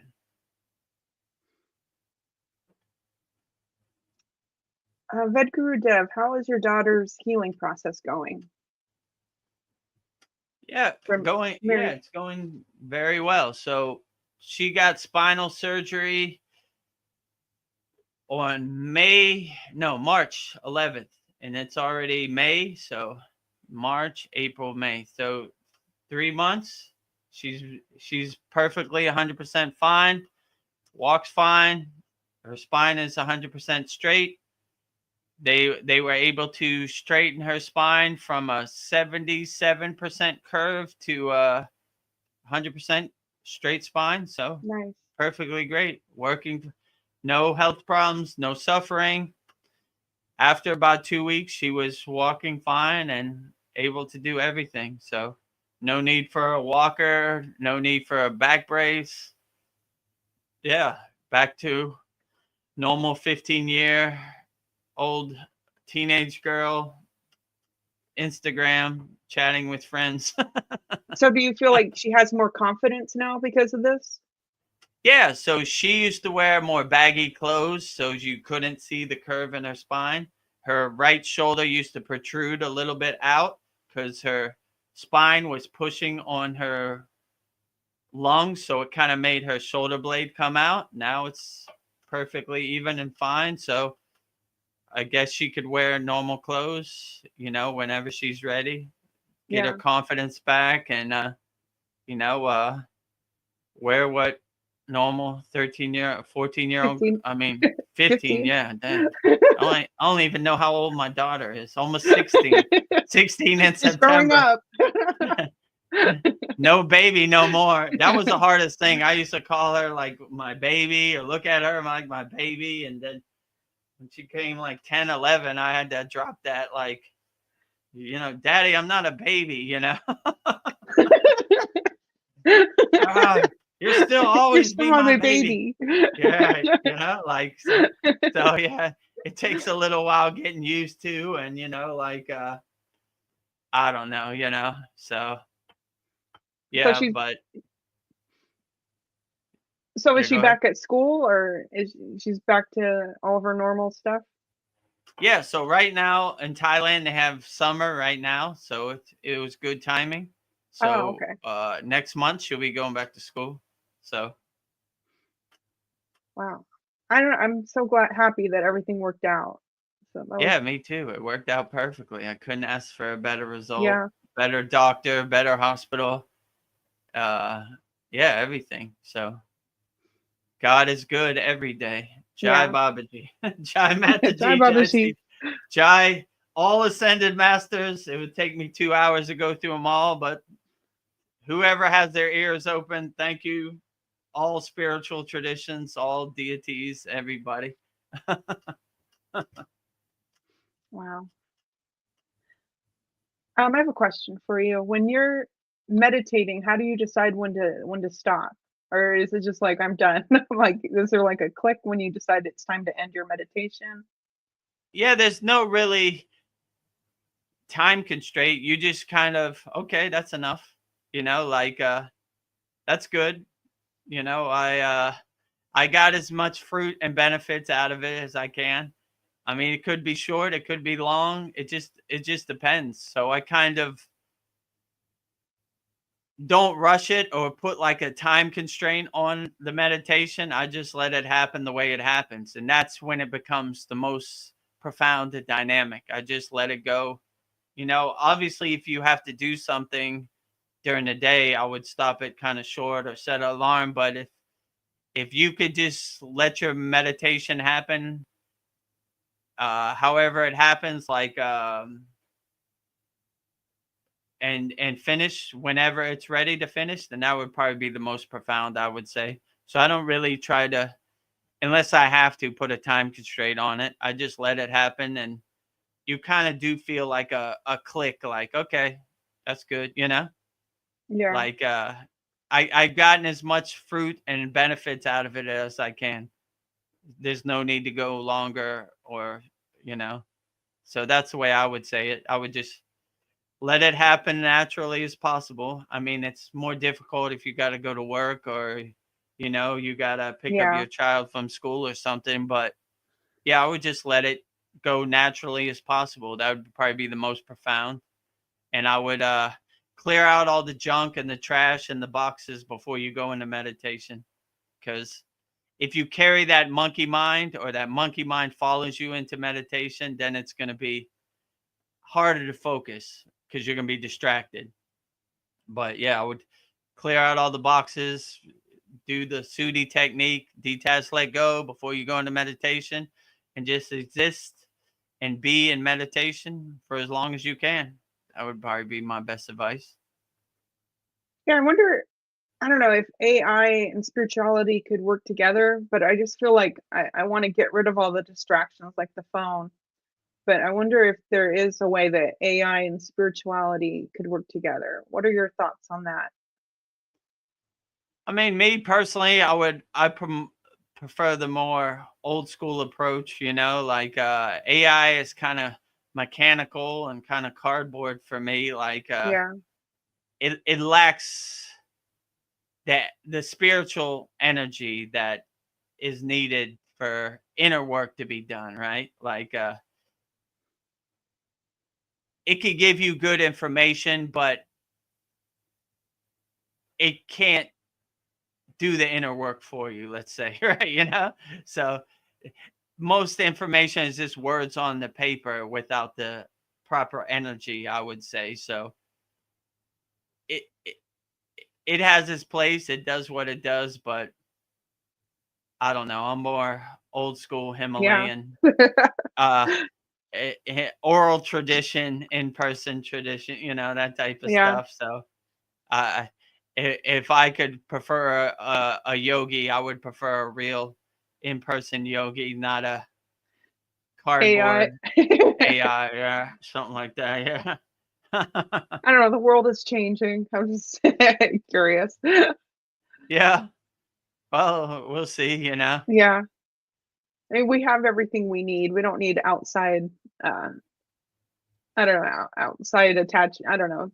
I don't know. We have what we need, I think. We don't need that. And it's kind of like you're a chef, right? It's like, would you prefer food out of a microwave, or would you prefer food cooked with love and care? I mean, that's a Yeah. easy Love answer, and care. Yeah. So that's kind of how I look at AI, like a Soulless. soulless microwave food, something like that. Yeah, basically, it'll cook your food, but will it taste as good as a real chef? No way. It'll taste like microwave cardboard food, So uh, if you like AI yoga practice, then that's what you'll get, some Yeah. basic Frankenstein put together information, I guess, whatever they could find on the internet. Yeah. And there's things that you can get from a real guru, a real teacher, you could never get from AI. That like, Yeah, because AI would never have experience or never know what it feels like to feel higher consciousness or Satchinanda or self-realization. So they could only give you guesses, pretty much. interesting. Hopefully. Yeah. I'll be out of work. I don't know. They might have a soul soon. We don't know. And have rights. AI might put the Kriya Yoga School out of business, who knows? What is non-duality, and what is the simplest explanation you can give about non-duality? It's a word that's thrown around a lot. Non-duality, let's say. Well, the opposite of non-duality is oneness. So when you're one with everything, everything is inside you as you. Duality is more, I'm here and that thing is over there. So most people live in duality. They think, I'm here and Jesus is over there. or Jesus is up on a cloud, that is more a dualist kind of perspective. But when you see yourself as Jesus, inside you as you become one with Jesus. So this is how you let go of duality. I am everything and everything is me. I am one with everything and everything is me. I am Jesus and Jesus is me, right? So Yeah. Jesus is not sitting on a cloud over there. Jesus is right here inside me as me. This is a oneness approach, which what we believe in Kriya Yoga, right? When you see yourself as Jesus, you become Jesus, right? So that would be a non-dualistic approach. But in my dogmatic perception, that's harder to monetize, right? Because when you believe yourself as God, you don't need no middleman because God is inside you as you, right? So the collection plate at the church has no meaning for you, right? Because you don't have no middleman between you and your connection to God. You have a direct alignment. So if somebody says, give me some money, I'll call God for you, you laugh at them because you have a direct phone line straight to God, right? So this is basically mantra japa also, right? It's a direct phone number calling whichever deity you're calling, right? Oh, let me call Shiva for you. Nope, no thanks. Got Shiva's direct phone number, right? So give me money and I'll call Shiva for you. I call Shiva better than you call Shiva, So you cut out the middleman or the dogma approach, right? Like, let me tell you a story about God. No thanks. I talk to God directly, I'm going to tell you what God's thinking right now. No thanks. Calling God right now myself. So you begin to cut out that dualistic perception, right? And they, in a dogmatic approach, they would call it like blasphemy to think you are God and God is you. But in my perception, that is the real way to perceive God inside you as you, I would say, right? So it's probably offends a lot of people, but this is how I feel straight from my heart. Yeah, and I asked you your opinion, so that's good. If you don't like it, turn the channel.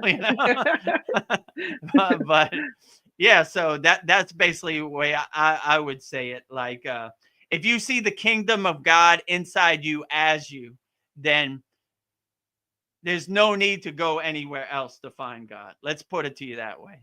So my guru used to say, instead of looking for God, he saw these backpackers in the Himalayan mountains. And he was like, I don't know why people spend thousands of dollars looking for God. Just go into your closet, close your eyes, and be one with God. So that's the way I would look at it. So no need for other people's perception to become your perception. Find your own perception of God that you resonate with the best. Align yourself with that perception, and don't let other people's God stories become your God stories. Tell me which God story resonates the best with you, and that's the right one. Nice. Yeah, let me choose.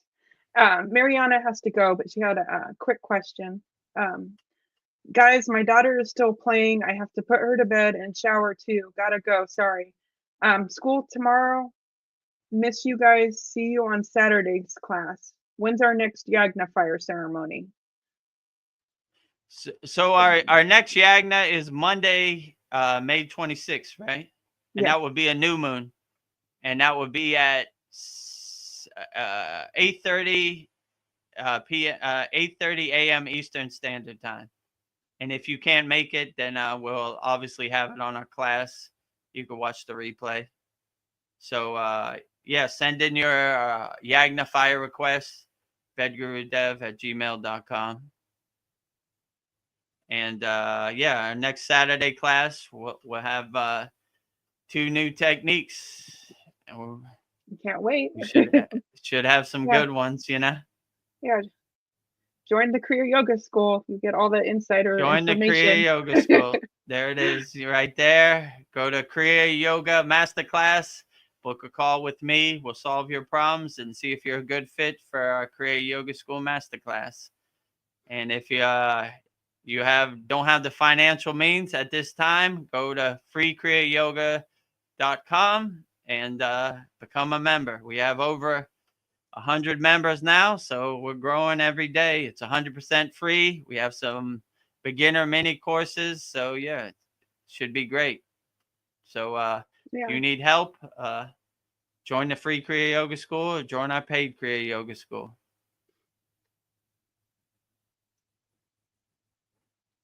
I guess my next question, I've been thinking about the vibration of colors.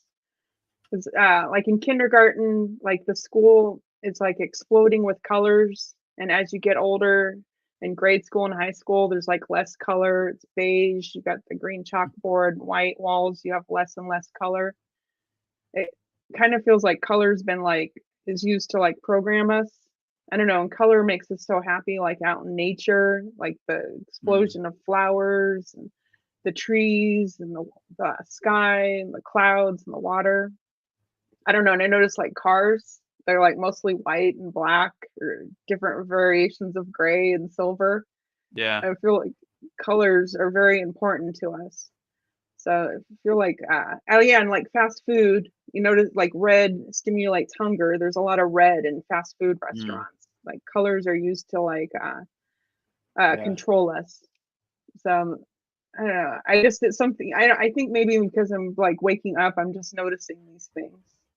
So yeah. I would definitely say color, like your chakras carries frequency with color and stimulates different senses in your body through color vibrations. So I would definitely say color stimulates your subconscious, your soul, your subliminally programmed, Yeah. So these I see it. marketers are master manipulators, so they understand this concept of color and subliminal programming and stuff. So like you said, red stimulates hunger. So when they show you a commercial or there's always red. box, it's red. Like eat these French fries. They're in a big red and yellow McDonald's thing.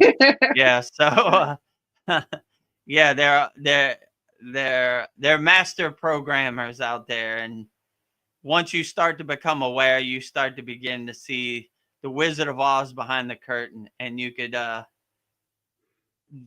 dull their psychic attack on your senses. Yeah. Like I see you. I see what you're up to. I see you, Wizard of Oz, behind that curtain. You don't look like God to me. So this is a Ramahara Maharishi question. He said that there is no universe and it exists in the mind only. Is there any proof of this? Ramayana Maharishi, well, he definitely knew what he's talking about. Is it only exists in the mind? What? There is no universe and it exists in the mind only. I mean, true. Yeah, we don't. I've not been there. Like, in his perception, yeah, I would definitely say like I can't verify if there's a universe or not. And obviously, through his practice, he was a highly enlightened being, and so interesting. Yeah, I would definitely say that the level of enlightenment he reached, it was probably a state of the highest samadhi that there was no beginning, there was no end, and there was nothing there. That's why you reach a state of emptiness where there is nothing. And everything is kind of a perception Yeah. that is projected onto you through your Maya delusional mind. So I would probably say he definitely reached a height of state where he overcome all these delusions. So if he said the universe is what do you say is the delusion, or is it's trick It's of the mind? so that it's not real. Let me find that question. I'm like, Oh, it's okay. It's not real. I mean, yeah, he said it's not. he It's he would know. I love Maharishi Ramayana Maharishi the he said best. there's no You know, proof of this. It's just it only exists in the mind.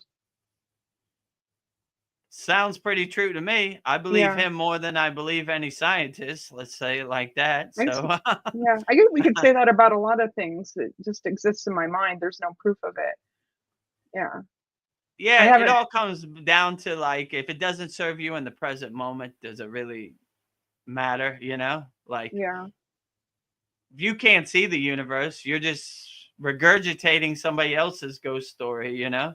Just because somebody's wearing a white coat doesn't mean they have the answers to the universe, or, you know? Only believe your own discernment and your own intuition, you know? People love to tell you, like, let me tell you about the third eye. If you open your third eye, demons are gonna come in. Get out of here, you know? Get out of here. Whatever you experience, that's what is real, you know? Whatever other people talking about, it's just trash you need to take out to the curb, you know? Like, get out of here. Get out of here. I see. What do you think? Do you think we can change our destiny through horoscopes, astrology, free will, the law of attraction, or is this just a distraction?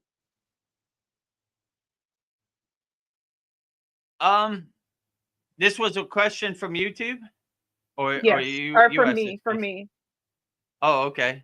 Say the question again. Like, can we use so can things are like set into motion, but can we change like our destiny through like astrology, free will, um, astrology, all these outside things?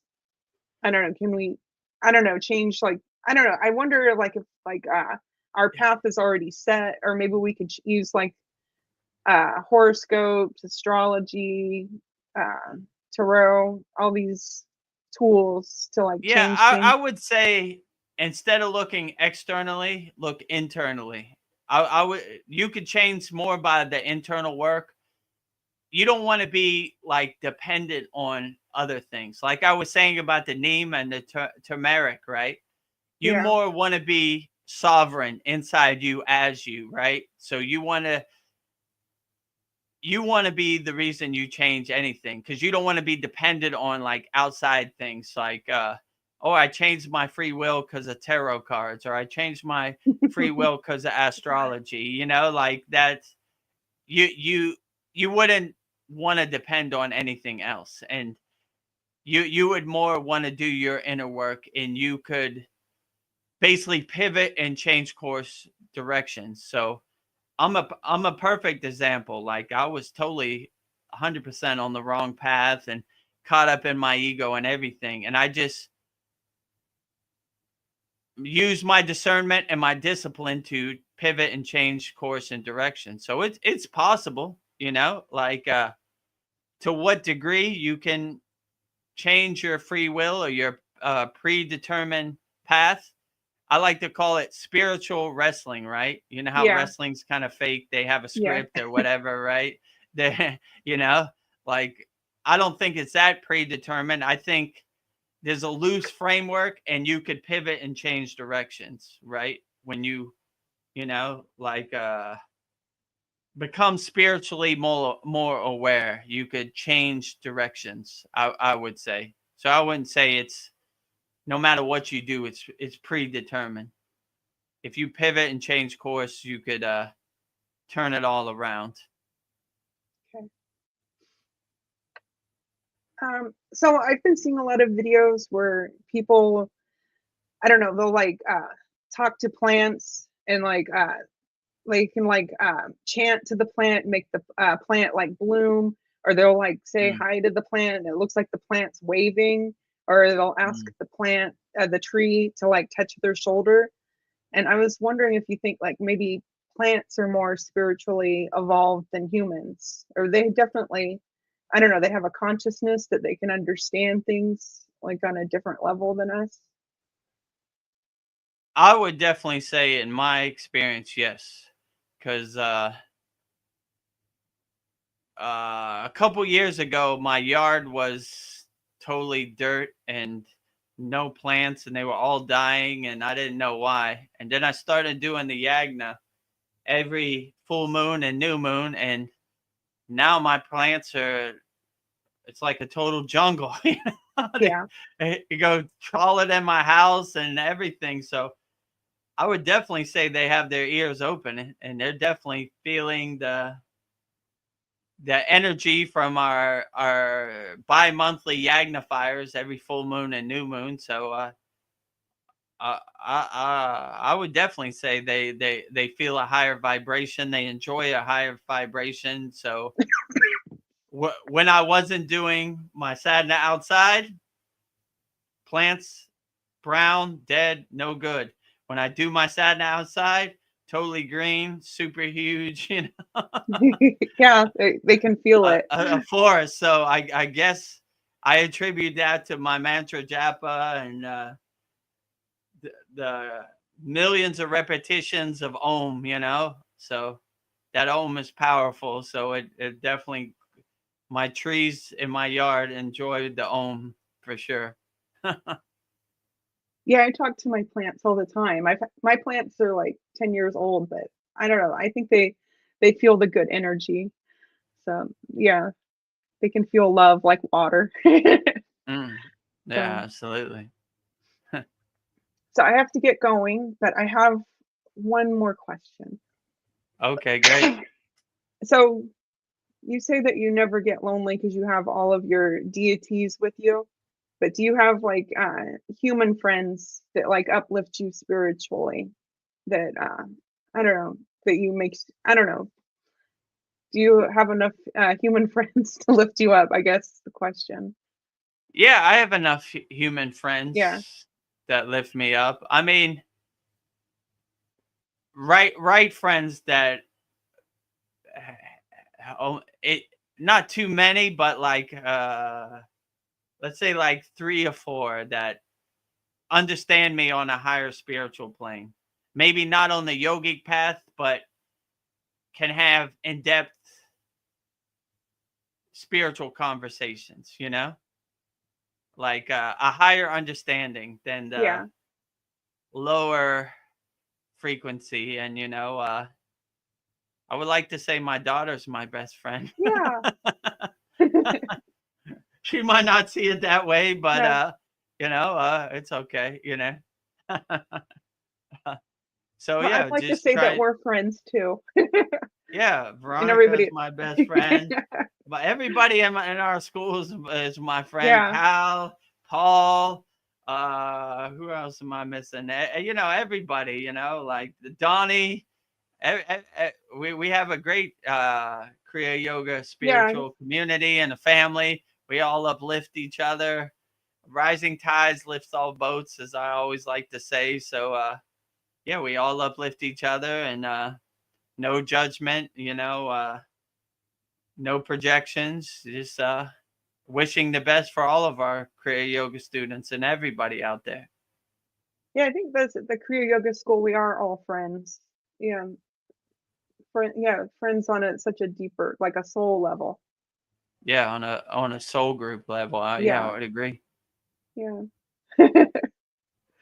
So join the Kriya Yoga School. Yep. So Join the Kriya Yoga School. Well, I guess we'll wrap it up. So yeah. we're talking about join the Kriya Yoga School. If you want to learn about Kriya Yoga, go to freekriyayogamasterclass.com. 100% free. Discover the secrets of Kriya Yoga. We have a beginner course.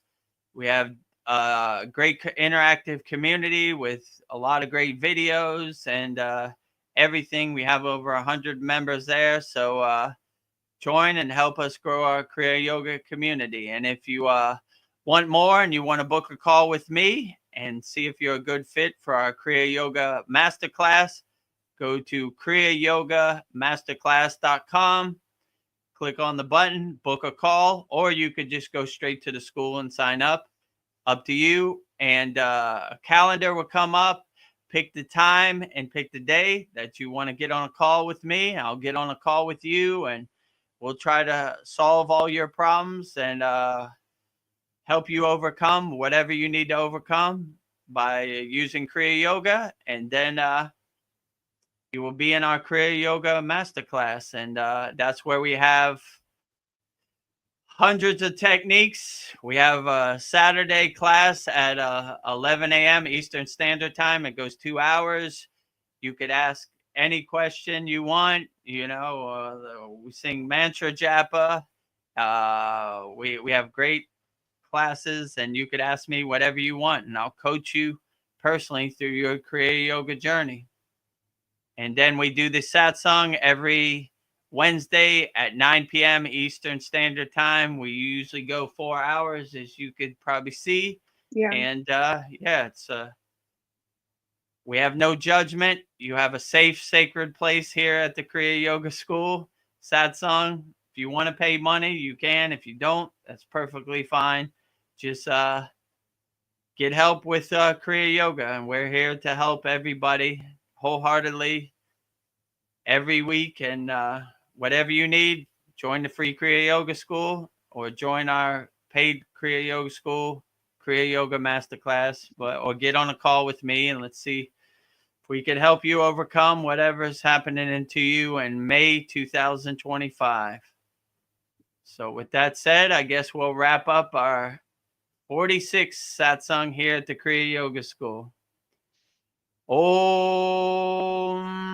Shanti, Shanti, Shanti, Shalom.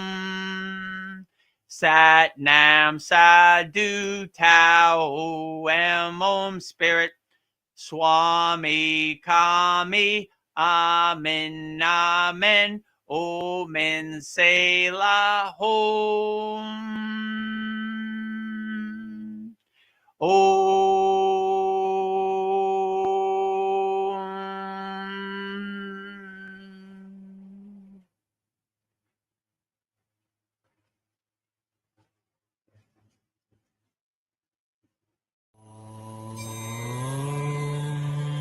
Kriya Babaji Namah.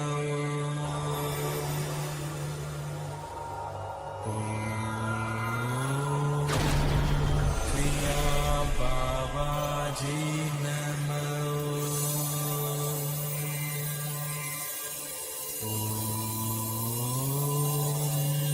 Kriya Babaji Namah.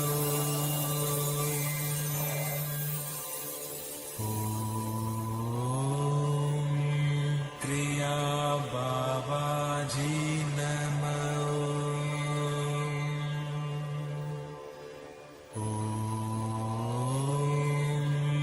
Kriya Babaji